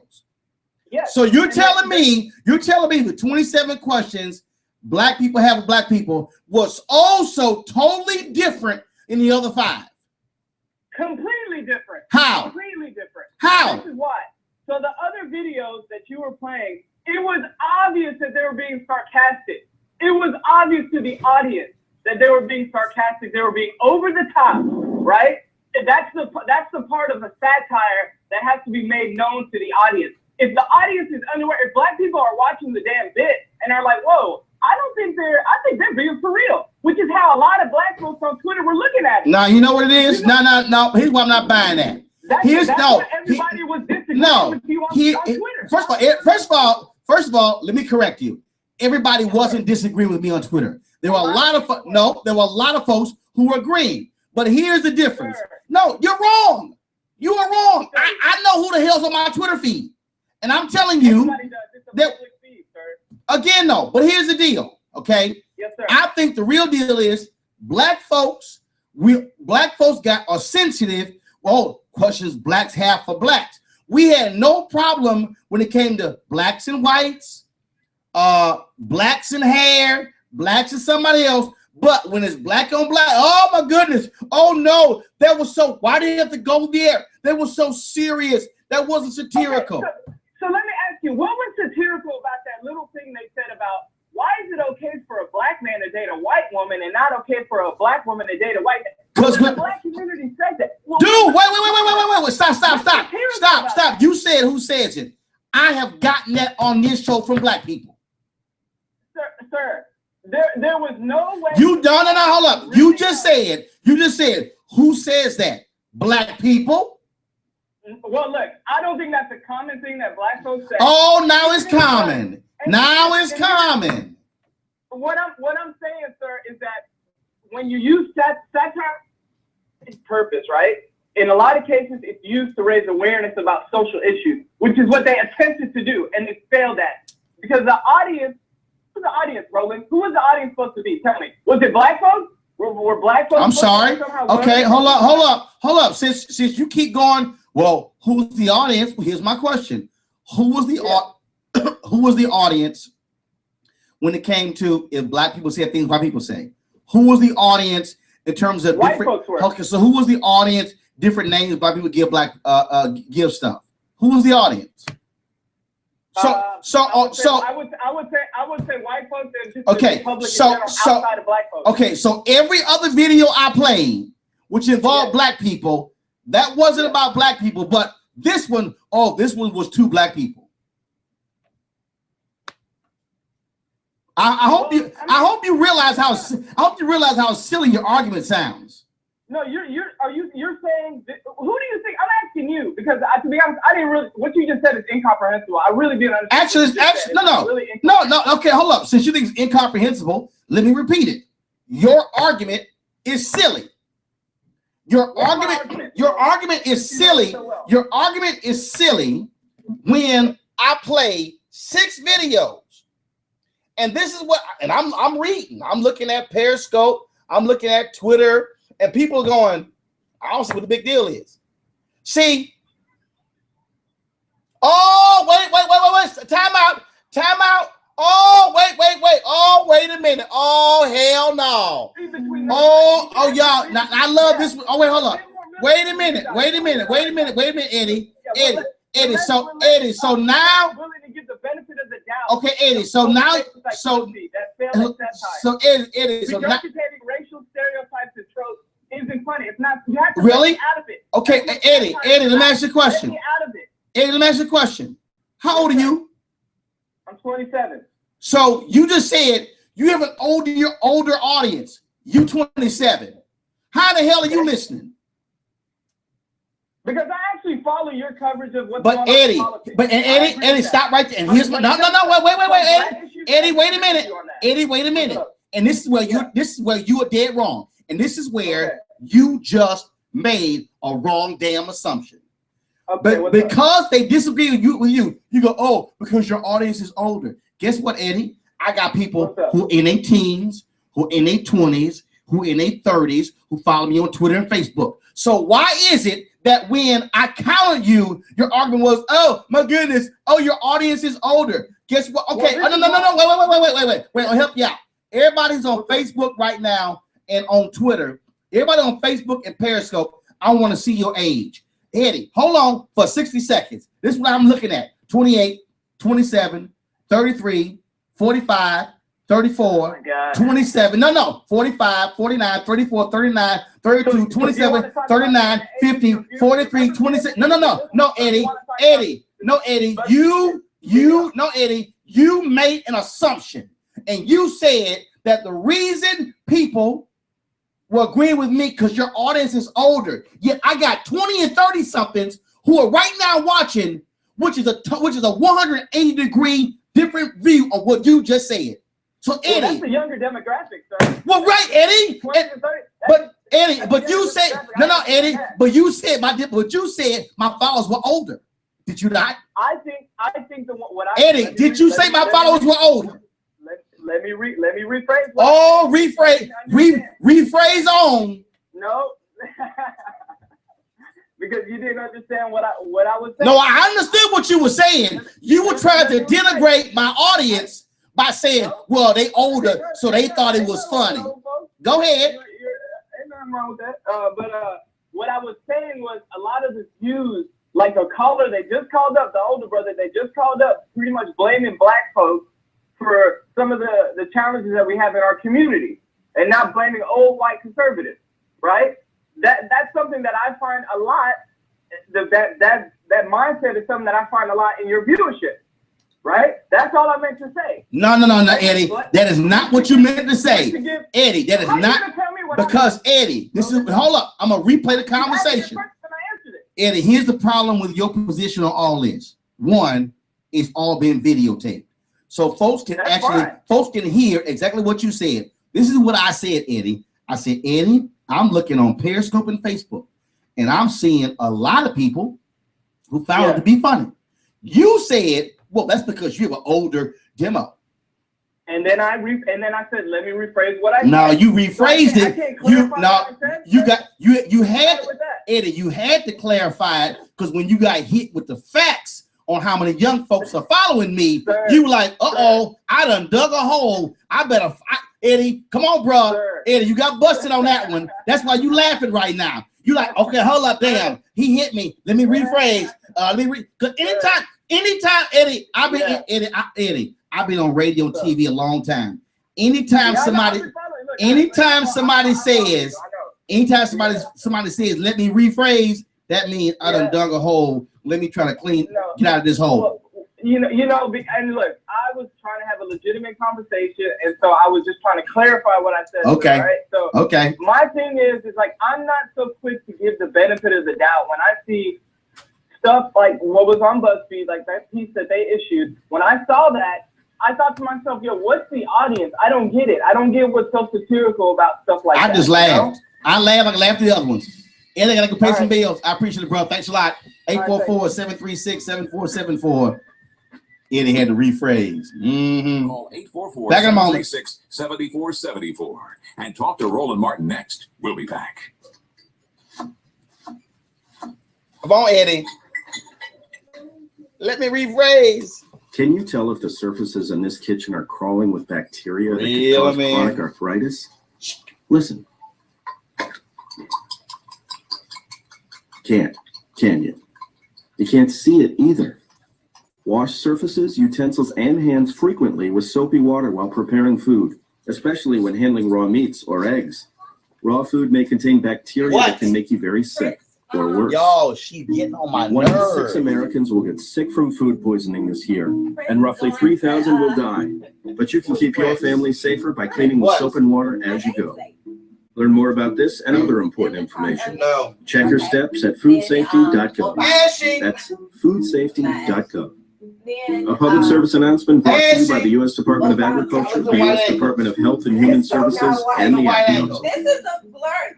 Make it on white My ankles. name is Dale Pazinski. I'm 19 years old, and this is how I live united. I've always been kind of a computer geek, and I found a way to use those skills to help the homeless in my community. For people facing hard times, computer skills and a basic resume are so important. It may seem like a small thing, but it makes a huge difference in people's lives. So with United Way, I created a program where I work with the homeless. Together, we go through their whole job history, get a resume, and then save it on the very own USB drive. We provide workbooks and training certificates. I even budgeted for cupcakes so we can celebrate as a class when one of our people gets a job. That's huge. When somebody says, "Hey man, that job they helped me apply for, I got it." That's what living united feels like to me. My name is Dale Pazinski. I help people achieve financial independence. So I don't just wear the shirt, I live it. Oh, you too brown to be Asian? Volunteer. Live United. Go to Live United. Sponsored by United Way and the Ad Council. I said ash is my pet peeve. I'm not ashy. It's the freaking glare of the window. Y'all see the white not ankles? even that light. Y'all see the white ankles? That's the light. Y'all see the white ankles? White ankles. Oh, y'all, she asked. What do you want? Right. What about So I said, you making her blush. You know I'm not. I'm making her check. Y'all know she. Let me tell y'all something. I double checked these. Before she come in here, she like, boy, I better check to see about Ashley. I be Because scratching you gonna her bust mind. me. Obama immigration Supreme Court. What? That's why I said, Roland, it's not the light. It is the light. I'm secure within myself. I'm not ashy. Ashley, what do you want? Those stories. Oh, Facebook want to see the ash too. I'm not. I'm not. Somebody said get some motor oil. Crisco. Get Crisco. Get a big Vaseline. No. What? What do you want? Stories. I'll This is what I have to go through when I'm trying to plan for tomorrow. Y'all see this? Okay, it's early in the day. It's early in the day. Yeah. I feel like Henry now. You know? I'm done. I was get the security pose on you. Somebody said need some WD-40 on the toes. I should say That's what somebody said on Periscope. I don't play when it comes to my feet. I should tell. Somebody said get some shea butter. I'm not ashy. I'll see y'all tomorrow. You ashy. Can you send No. get note or something about what you want to do tomorrow? I'll think about it. See that deal with? See that deal I with? said them knees though. Y'all remember this? You remember that? Y'all remember that? It's time to get back to the issues that matter. You get out of here. I got to The go Roland to Martin the Show. Bye. Bye. I have an ash-free staff. We don't do all that. There's lotion everywhere.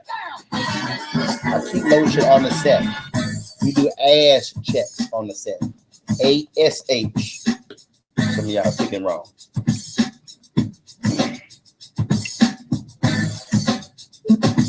All right, welcome back to the Roland Martin Show, our third hour. Y'all realize how Eddie got busted? See, y'all got to understand something. You can't try that with me. You can't try it with me.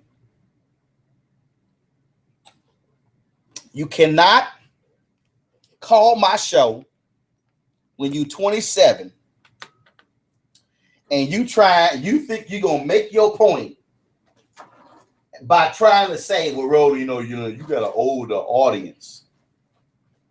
Y'all saw how Eddie was slick.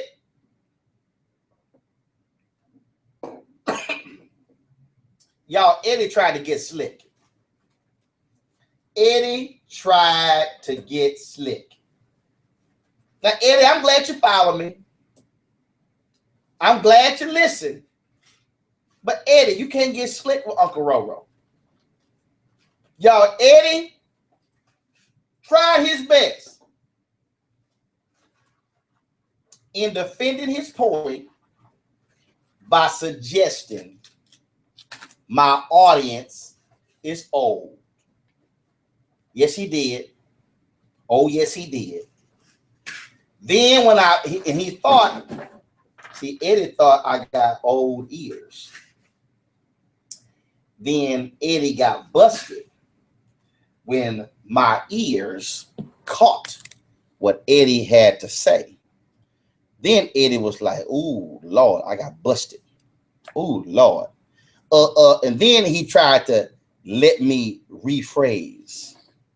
Let me restate my point. See, that's what happens when you get busted. When you get busted, you got to restate your point, as opposed to having a strong point from the get-go. Y'all, don't come to me with that nonsense. All right, y'all. 844-736-7474. 844-736-7474. Let's go to Brooklyn. Reggie, you're on Roland Martin Show. What's your comment, man? Oh, hey, brother. I'm sorry. That age got me a little dizzy.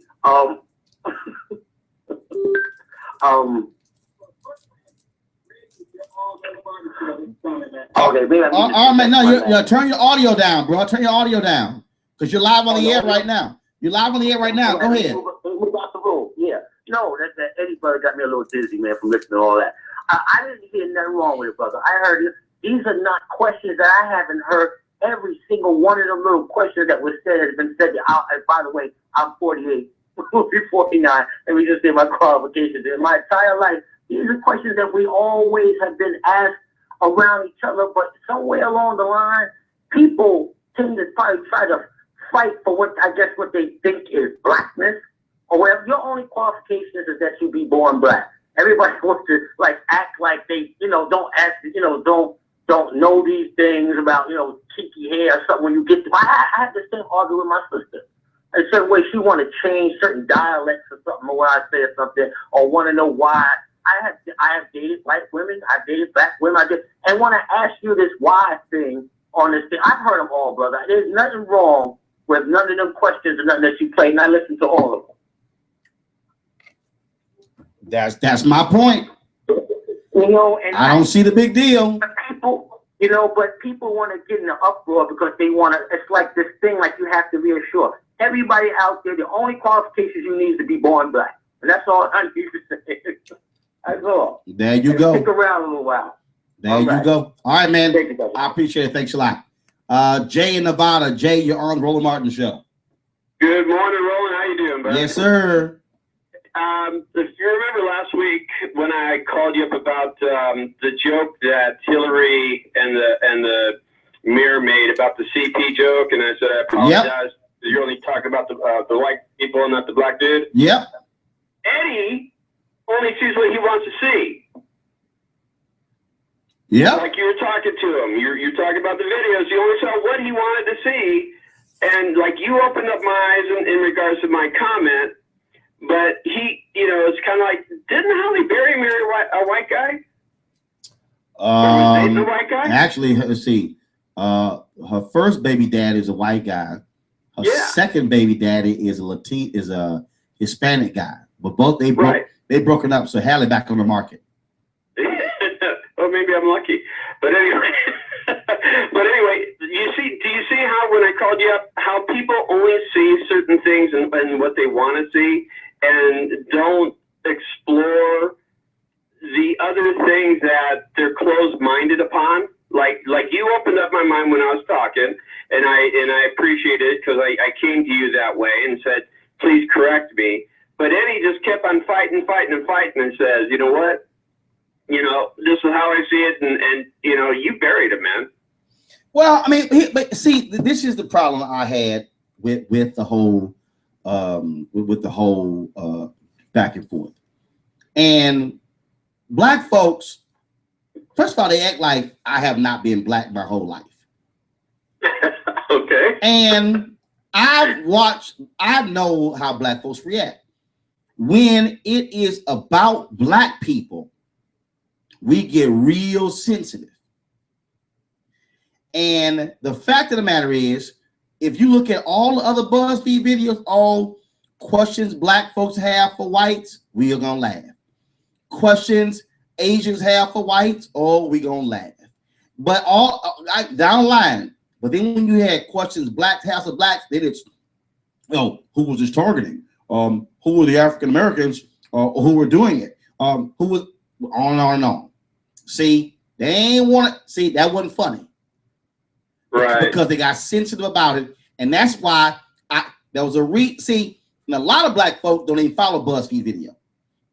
So they looked at the video solely within the context of just that one video.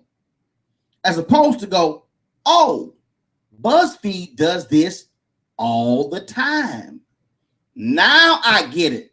That's why I played 6 of them, so you can hear the continuum in terms of how they do their videos. Right, exactly. But it's and you know, when I call your show and you know, when I try to have something pertinent to say, I like the fact that you are a straightforward shooter on both sides, right, wrong, or indifferent. I mean, you say the truth how it is. And like when I called you up and expressed my opinion, you accepted it and then corrected me, or you accept it as I say and agree. And that's what's really cool about your show and you taking calls. And even with Eddie, even though the guy was like way off base or whatever, you corrected him. But you do both sides of that coin, and that's what's really cool about listening to you and watching you and calling you in, is you accept somebody's thought, you'll correct him, and then, you know, kind of like that Sean dude has called you a couple times, who's way wacko. But I like the fact that you do that, and you're able to interact, and then the listeners and the people that are on the chat, you know, you get some feedback whether or not what you're saying is good, bad, or indifferent. And my approach is always being open-minded. I say how I think, I express what I have to say, and I leave it open for correction if I'm wrong. And I think that's how everybody should look at everything, even racism and so on and so forth. You know, if we open up our minds and stop being so thick-headed and stern in our thoughts and open up the thought process to everything else, I think we'd all get along a lot better. And that's just my opinion. Whether I'm right or wrong or indifferent, that's how I'm looking at it, man. Well, and I appreciate your call. Well, and I appreciate you accepting my call. I appreciate it, Jay. Thanks a lot. Thanks a lot. Look, folks, it's all about being able to challenge people. See, this is the thing that I think people understand. And this is the mistake they make with talk radio. I have a position, and if I believe that I'm right, I'm going to defend my position.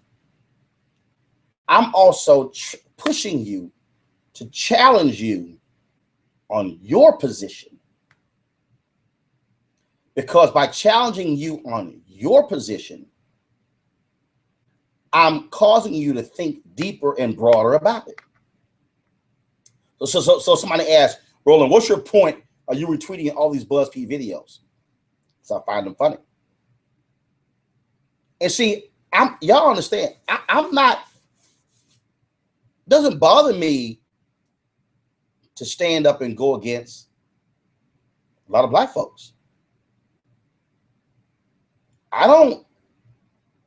If I have a position that's different, if I'm in a room of 1,000 black people, or 1,000 people, period, and I have a different position, I will stand in front of those 1,000 and defend my position. It doesn't matter. Now, somebody says, Roland, are you receptive to correction? If it's a factual correction. Correction doesn't mean your opinion. Some of y'all gonna catch that on your way home. 844-736-7474, 844-736-7474. This is Roland Martin Show. Back in a moment.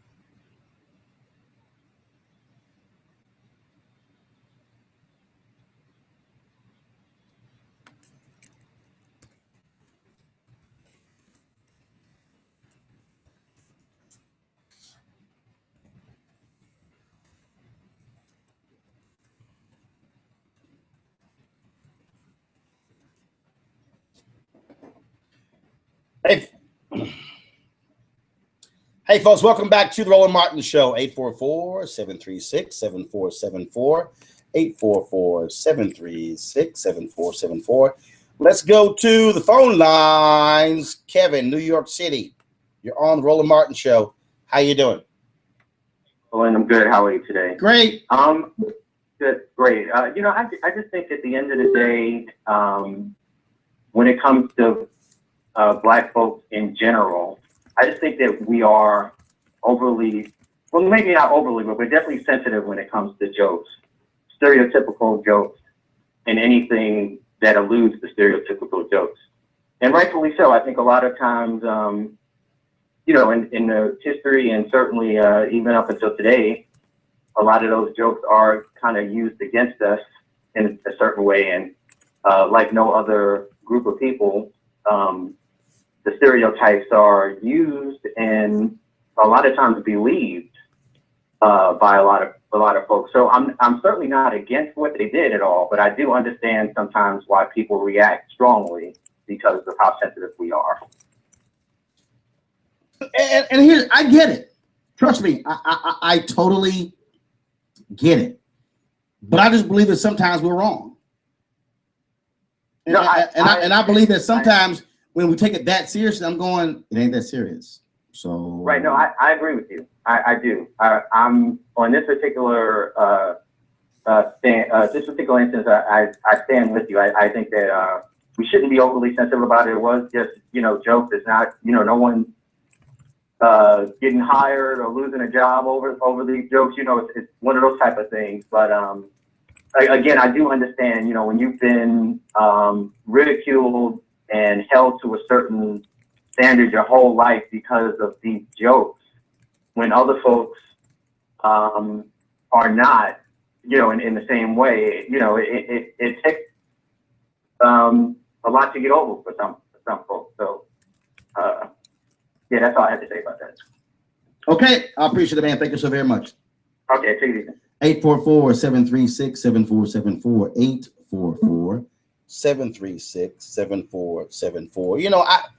The thing for me, y'all, the thing for me in all of this is I'm just about pushing the envelope, about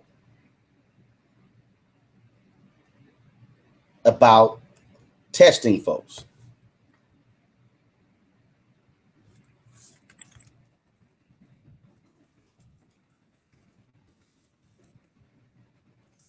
And that's the deal. So I don't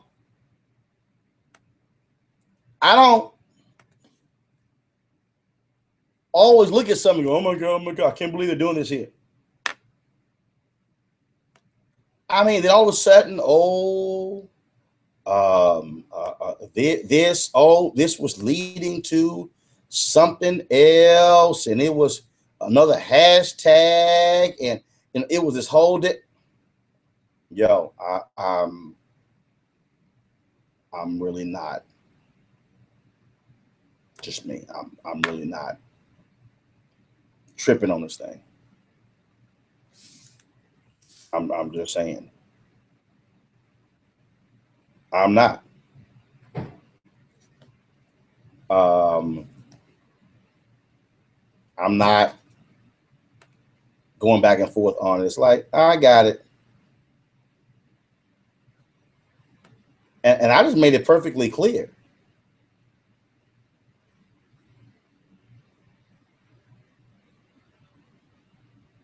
I just made it perfectly clear that I am going to have a different view of this, whether folks like it or not. Whether they like it or not. I don't care. Speaking of liking it or not, y'all see that the folks on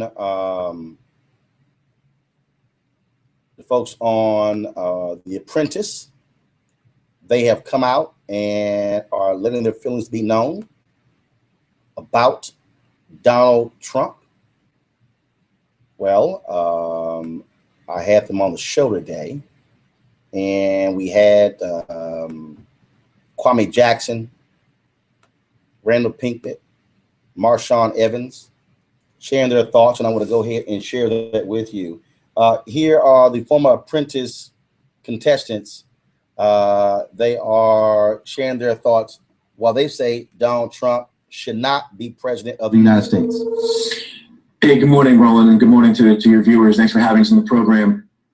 We decided to come out now because we've seen an escalation in the rhetoric, in the violence, in the divisiveness of the Trump campaign. And to be clear, I've had people come to me, Roland, and say, I'm so glad you finally spoke out. Well, no, actually, I spoke out, as you know, Roland, 4 years ago when Donald went after President Obama on the birther issue. I spoke out last summer when Donald announced his candidacy.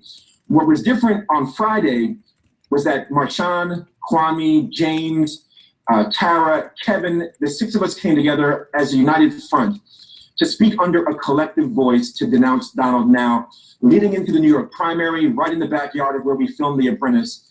And we did that in order to get the message out to America that as Donald has built part of his campaign and his credibility on having been successful in business and on The Apprentice, that having been on the show, having worked with him, myself for a year with the Trump Organization, that we want to add our voices to the debate, the dialogue, to say we do not believe Donald is fit to become president. Marshawn, you joined us there from Atlanta. Trump has been blasted for rampant sexism. He has trashed Carly Fiorina. He's been in this constant feud with Megyn Kelly. And he made a comment when he said, well, look, I was just playing a character on television when it came to his sexist comments. Well, I believe that there are two types of racism and two types of attackers when it comes to all of the isms. You've got the setters and the shooters. And what I mean by that, if you think about a slingshot, some people will set up the slingshot, they'll put it in position, and they'll get it right ready for somebody else to take the fall for something that they can legally be prosecuted for. And that's the kind of racism and sexism and ism-er that we're seeing with Donald Trump. He'll set everything up, but he'll let other people actually hit, or other people actually act on his words. And there's code language in a lot of what he has said, but he leaves it to somebody else to do the actual shooting. And the reality is that he's just as culpable for that activity as the person who threw the punch. After we decided to take a stand and to speak out, one of the things that Donald Trump said to us is that we should be very careful about speaking out against him or else. And those were the exact things I started hearing on all of my social media accounts, where people were telling me I should be careful because we Trump supporters, we carry guns. And the actual threats that were coming. And so you see this incitement of violence and anger and hurt and fear. And I saw this early on when I auditioned for The Apprentice. That was the year, you may not remember, but Martha Stewart had a show at the same time. And if you notice, he was also very, very disrespectful to Martha Stewart. He did this with Rosie Donald. This man has a track record of treating women in a way that I think he really feels about women. I think he feels that we're inferior to him, and he demonstrates that. He demonstrates that. And so it was time for us to speak out. It was time for us to take a stand. And I want to invite other people to do the same, because my experience has been over the last 48 hours is that there are millions of people who are silent, but they are not realizing that they actually do have a voice. So hopefully we've given other people permission to come forward as well too. Kwame, Donald Trump has responded, calling you and the five others absolute losers. That is his response to your criticism of his candidacy.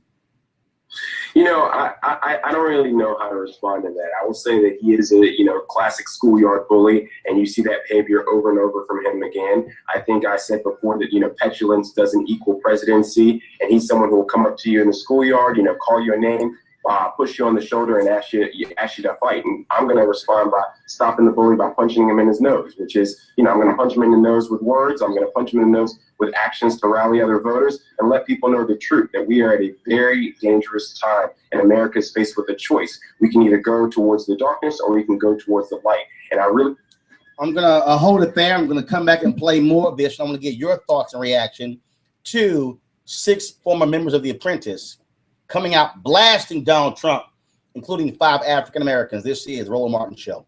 Back in a moment.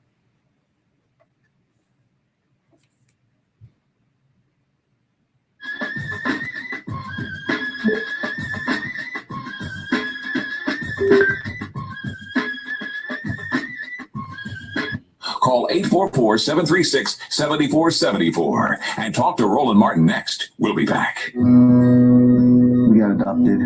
Over the years, I came to know the full story of what really happened, and she had since she was 17. I know that she wanted us to have a better life.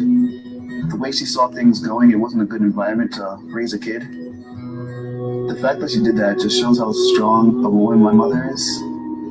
To just be given a chance to be who she wanted us to be, it's just, that means a lot.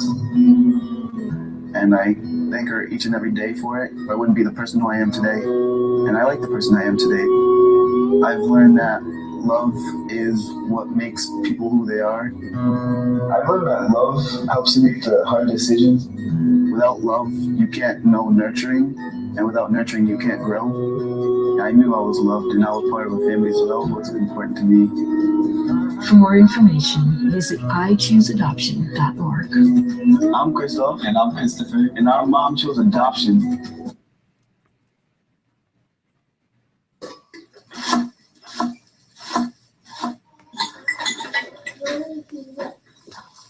Can you tell if the surfaces in this kitchen are crawling with bacteria that could cause chronic arthritis?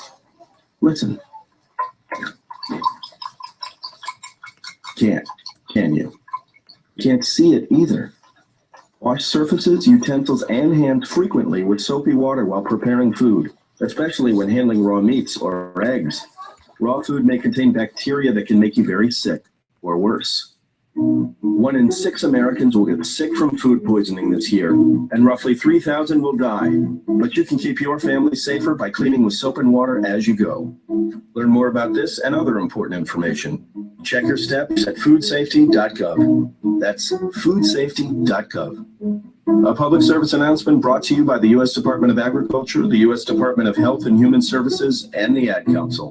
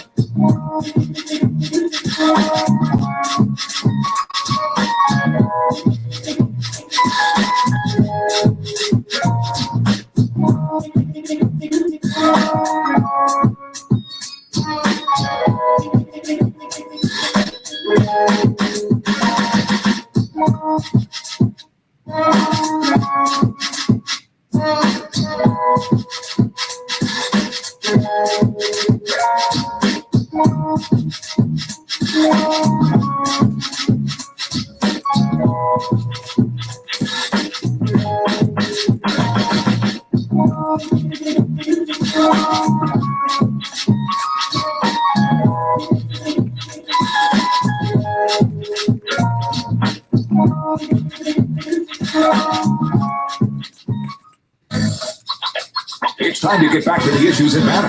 Let's get back to the Roland Martin Show.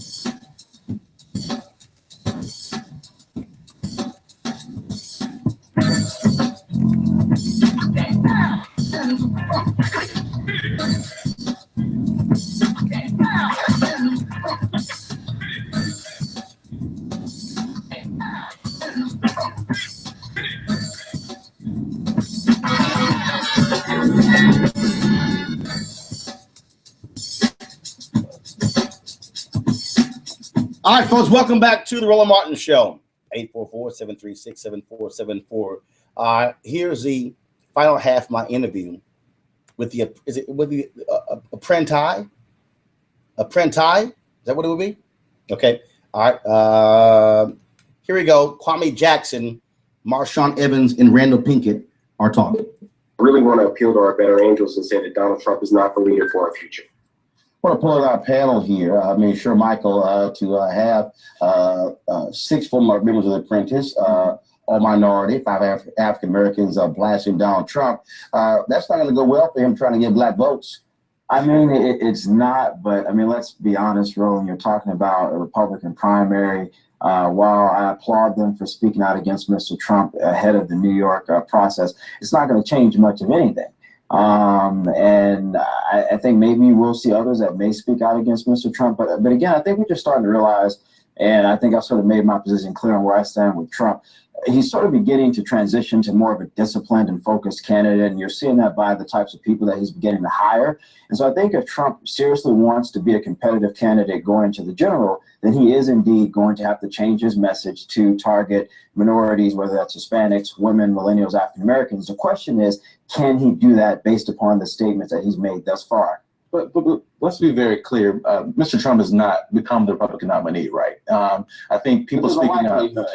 I mean, if we look at the convention, he's not going to have the number of delegates needed to clinch nomination before the Republican. He may not even have to go to the convention, though, based upon the states. You have New York, you have California, you have Pennsylvania, and Trump is ahead about 50%, I believe, in all of those states. But again, if he's not going to have the needed number of delegates before that convention, and there's a kind of a open convention in Cleveland, we may be seeing a lot of the feedback we're hearing from these contestants that Donald Trump should not be the Republican nominee. He should not be a candidate for president. No, I agree, because at that point, a lot of those delegates look at, can this person beat the Democrat? And based upon all polling data, Mr. Trump currently cannot beat Hillary Clinton, but also keep in mind, her favorables are also in the negative. Now, the question is, when voters are going to the poll, they weigh their options. Okay, do I pick one of the two of lesser evils? Do I go with Clinton or do I go with Trump? But you know, one second, Joy. I want to play this here. Yesterday, I was on ABC This Week with George Stephanopoulos, and this is why I believe what Marshawn and what Kwame and Randall and others are saying when it comes to this issue of Donald Trump. So here we go. His meeting with Megyn Kelly. Donald Trump has that was critical. Here's why.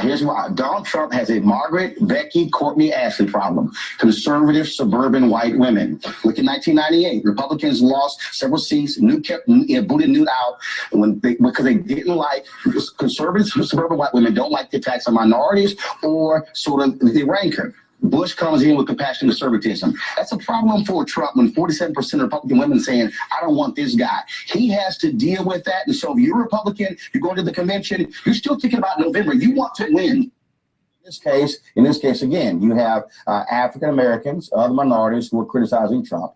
You have women talking about his sexism. This is where I know. You're right. You may say that what Kwame, Marshawn, and Randall did not going to have an impact on the New York primary.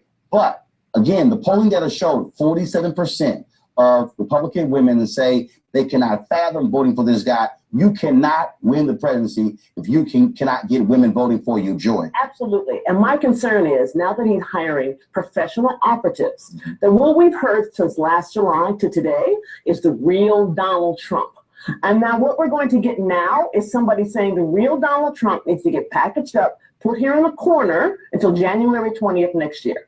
And that he's going to change his rhetoric, change his tone, look a little bit more presidential. But what we saw before is the real Donald Trump. I hope we don't fall for the okie doke over the next 6 months. Mark, I don't think we will. I disagree that he's going to be able to transition. I'll tell you why, because two individuals who are not more prominent in his campaign are Roger Stone and Paul Manafort, who are part of the Richard Nixon dark arts dirty trick network. And so they're going to continue. They're already threatening to release all the hotel rooms of the delegates that are there. So whatever his rhetoric going to be, his operation still is a bit sleazy. And I think people are going to see right through it. Well, the final comments here. I'll start first of all with Kwame.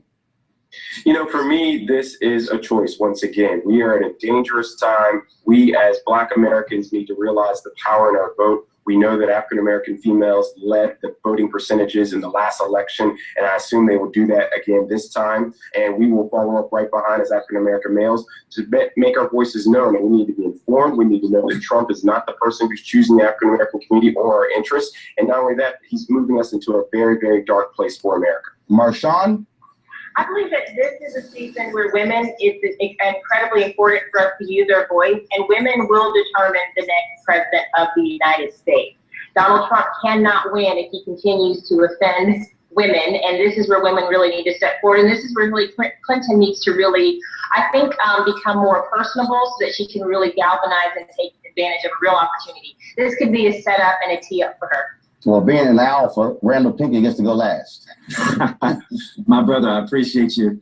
I want to just say thank you, Roland, for having us in the program. And this election is one that we've not witnessed before. As African Americans, we really do need to acknowledge the power of our collective, the power of our voice. What's so beautiful about Kwame and Marshawn and Tara and Kevin and James and all of us coming together was not that we had already previously spoken out individually, but we came and spoke out collectively, and that allowed our voices to be amplified. The same is true as we think about getting out to the polls, getting out to the primaries, and getting out in this election, that we cannot allow individuals like Donald to prevail. And that also means we've got to stand up for those that really are behind our agenda and behind our communities and behind our issues. So never underestimate the power of the collective. We can make change. And to the point made earlier that what we've done may not make a difference, I would argue that it already has made a difference, because we speak on behalf of those who have no voice. And even that is an affirmation for others to say, I am affirmed that I do not stand up for what Donald Trump stands up for. And so thank you again for having us. All right. I certainly appreciate it. Thank you so very much for joining us. All right, folks. So you heard the members of the Apprentice weighing in about Donald Trump. And you heard what I said on ABC this week.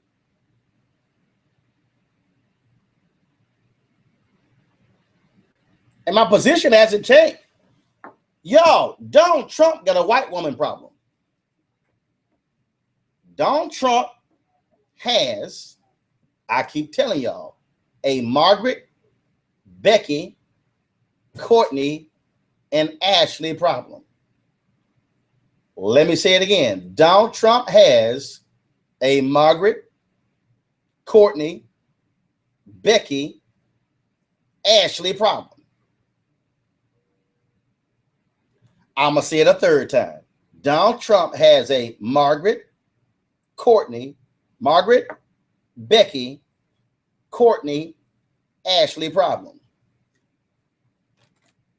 Conservative suburban white women are not going to be jumping up and down trying to vote for Donald Trump. It's not gonna happen. It's not going to happen. 47%.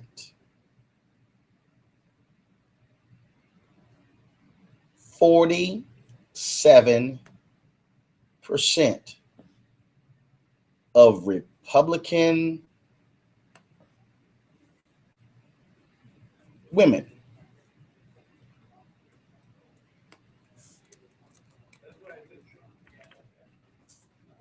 (47%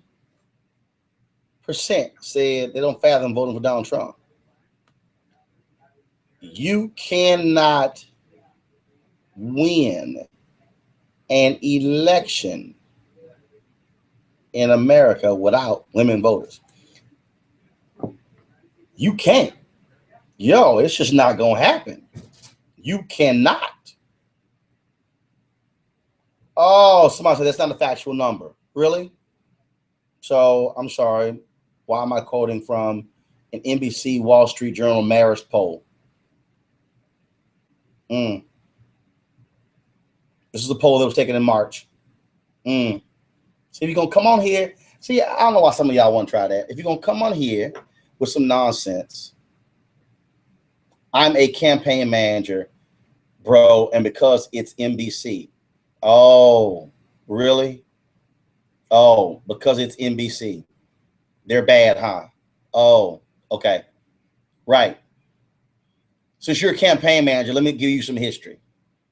1998, Republicans lost seats in the House. Hear me? They lost seats in the House. Newt Gingrich was kicked out as Speaker of the House. Do you know why? It was because white women felt they were too antagonistic to minorities. George W. Bush comes along, compassionate conservatism. He attracts white women back to the party. If you don't have conservative white women, you ain't gonna win the White House. Since you're a campaign manager, whoever you are on Twitter, you better learn some facts. This is the Roland Martin Show. Back in a moment.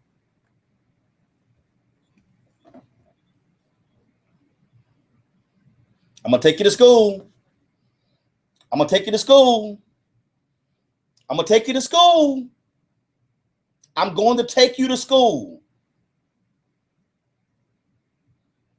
I'm gonna take you to school.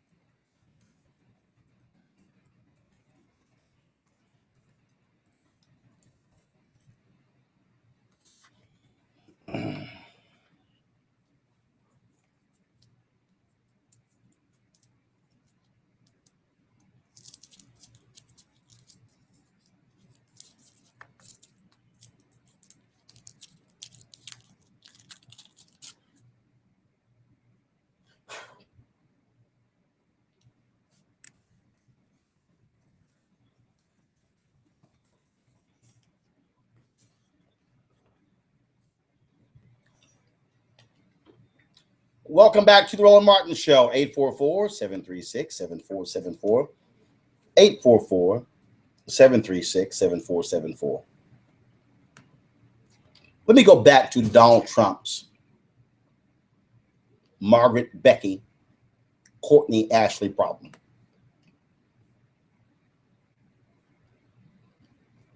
See, there's a reason I said on ABC this week that Trump needs to deal with his issues. It's very simple because, look, he got problems. You can try to appeal to all the white men you want to, but if women believe you're sexist and you crazy, dog, you got issues. You got issues. Here's us having our discussion yesterday on ABC This Week with George Stephanopoulos. Matthew Dowd, Roland Martin, anchor of News One Now on TV One. Democrat Robert Reich from the UC Berkeley, former Clinton Labor Secretary, now supporting Bernie Sanders, and Republican strategist Mary Matlin, the co-host of Both Sides Now. And Matt, let's begin with the Republicans. Everybody is looking ahead to Cleveland. That's why you heard Donald Trump this week talk so much about the rigged process. You just heard his convention manager there say the whole system is rigged, not the rules that they're playing under. What's your take? They're right. The system is rigged. I mean, it was designed to be rigged. It's been designed to be rigged, and it's rigged on both sides of the aisle in the course of this. How the system is set up, it's not set up that it's transparent, open, and to get all the voters involved in the course of this. So they're right about that. The RNC is also right.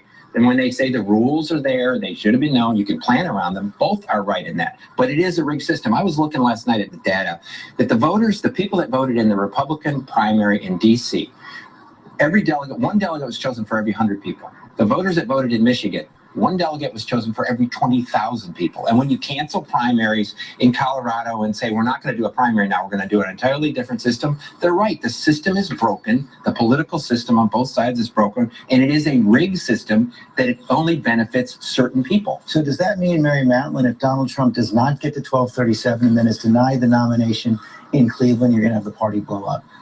The party's going to blow up anyways, and it's been blowing up for a long time because it's not representing, has not been representing conservatives. So all the conservatives are angry. Not all the angry people are conservatives. But the way Donald is saying rigged is in this nefarious way. It is not rigged. It's based on, as our electoral general election principles are based on antiquity, Athenian antiquity, the virtuous citizen, the one, the few, the many. So that's, and state sovereignty. We added state sovereignty. That's why the states get to decide what is their best way to participate. I also don't like the nefarious suggestion about these delegates because they work hard. There's nothing in it for them. They are delegates because we're a representative republic, and they represent and study issues in politics and policy. George, forgive me if I don't have any sympathy for a real estate developer from New York complaining about a process. This is somebody who talks about, oh, I know how to get things done. Okay, the test to see if you can get something done as a president is, can you navigate a primary process, running for president? Guess what? If you become president, you're going to be dealing with the same thing in other countries. You're going to be dealing with the same thing when it comes to business. So if you can't handle this process, you're unfit for being president. So shut up, stop complaining, have an organization, because they're not going to hand it to you. You have to earn it. But I think that the biggest issue underlying the Republican and Democratic elections this year is the upsurge in anti-establishment feeling. And so that what would ordinarily be in any other election year, just oh yeah, they're insiders, there are rules, it's not rigged, it becomes this year a major political issue. Even in the Democratic Party, the superdelegate issue, people are talking about, they're angry about, if they are certainly supporting Bernie Sanders, it is not something that's going to go away. Definitely not going to go away. The question is, as Paul Manafort was talking about, can Donald Trump get there before the convention? You believe he can? I think he can get there before the convention. I think the question becomes is what number of delegates does he finish with on June 7th after California is done? I don't think he can get there by June 7th. See, I don't think he can get to 1237. The math is very hard. But if he's north of 1,100 delegates, keep in mind that Donald Trump's lead over Ted Cruz is almost as big as Hillary Clinton's lead over Bernie Sanders, both in popular vote and in delegates. And I think Donald Trump understands, and Paul Manafort understands, that they have a time frame between June 8th and the convention to get whatever the number of delegates they need at that point, 80 or 90 delegates at that point. I think they know that their best vote is on the first ballot. They don't get here. If they don't hit 1237, they don't get it. I also think Ted Cruz's people are starting to understand their best vote is the third ballot. And I think that if they don't start significantly pick up in the aftermath, they're in trouble. Okay, so from the beginning of time, Cruz has had I've heard all the pitches from all the primary candidates. Full spectrum conservative, consistent conservative, constitutional conservative. He's never gotten off that. And ground game, delegate game. It's not like Trump will be operating in a vacuum after June 7th. Cruz will be doing all of the same activities, and his people are more entrenched into the... But after that Paul Ryan statement this week, isn't it almost certain that the nominee is either Ted Cruz or Donald Trump? No.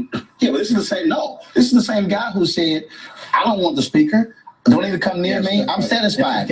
He has history. It wasn't until I heard Paul Ryan say, I don't want it, that I remembered what he had said as Speaker of the House. I thought, well, maybe... May I interrupt you two liberals to tell you how this works? If there's a white knight candidate... There's no L on my shoulder. If they parachute in a white knight candidate, if it's not Trump or Cruz, with the party that's already falling apart will spontaneously combust in Cleveland. But there was something happening this week that is critical. His meeting with Megyn Kelly. Donald Trump has that was critical? Here's why. Donald Trump has a Margaret, Becky, Courtney, Ashley problem. Conservative suburban white women. Look at 1998. Republicans lost several seats. Booted Newt out.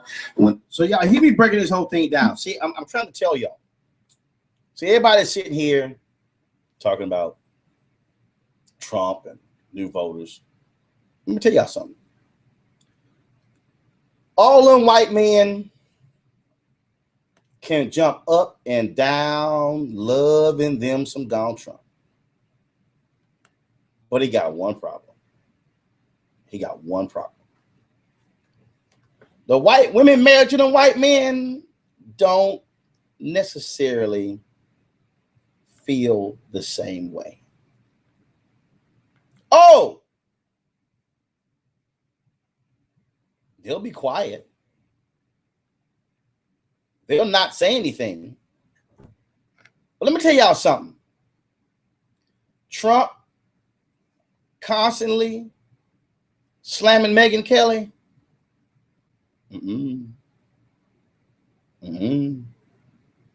Calling Carly Fiorina ugly. Look at that face. I'm trying to tell y'all. Ain't going over well. Saying, when I was a sexist on the Apprentice, that was an act. Okay. Do y'all not think those ads are going to be run? Y'all think they're not going to be running those ads saying, boy, if Ivanka wasn't my daughter, I would get with her. Do y'all actually think that? Okay. I'm trying to tell y'all something right now. Write it down. Y'all can write it down. In a few weeks, every time I'll say stuff and all the rest of these folks come around to it later. I'm trying to tell y'all right now, it's going to happen. They're going to look up and they're going to say, man, this dude is doing horrible. Horrible.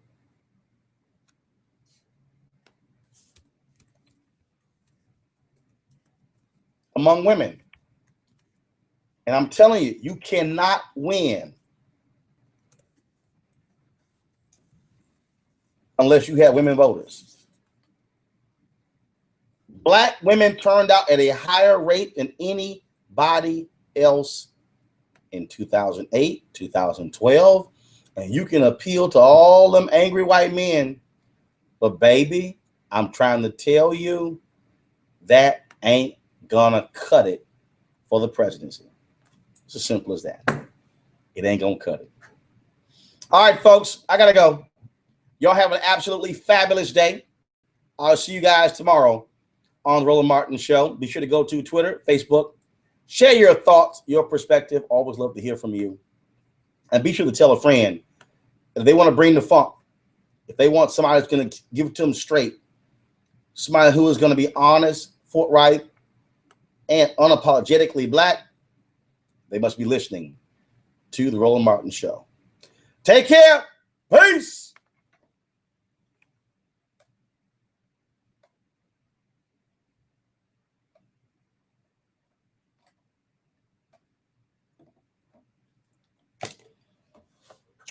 Facebook, holla. Periscope, holla.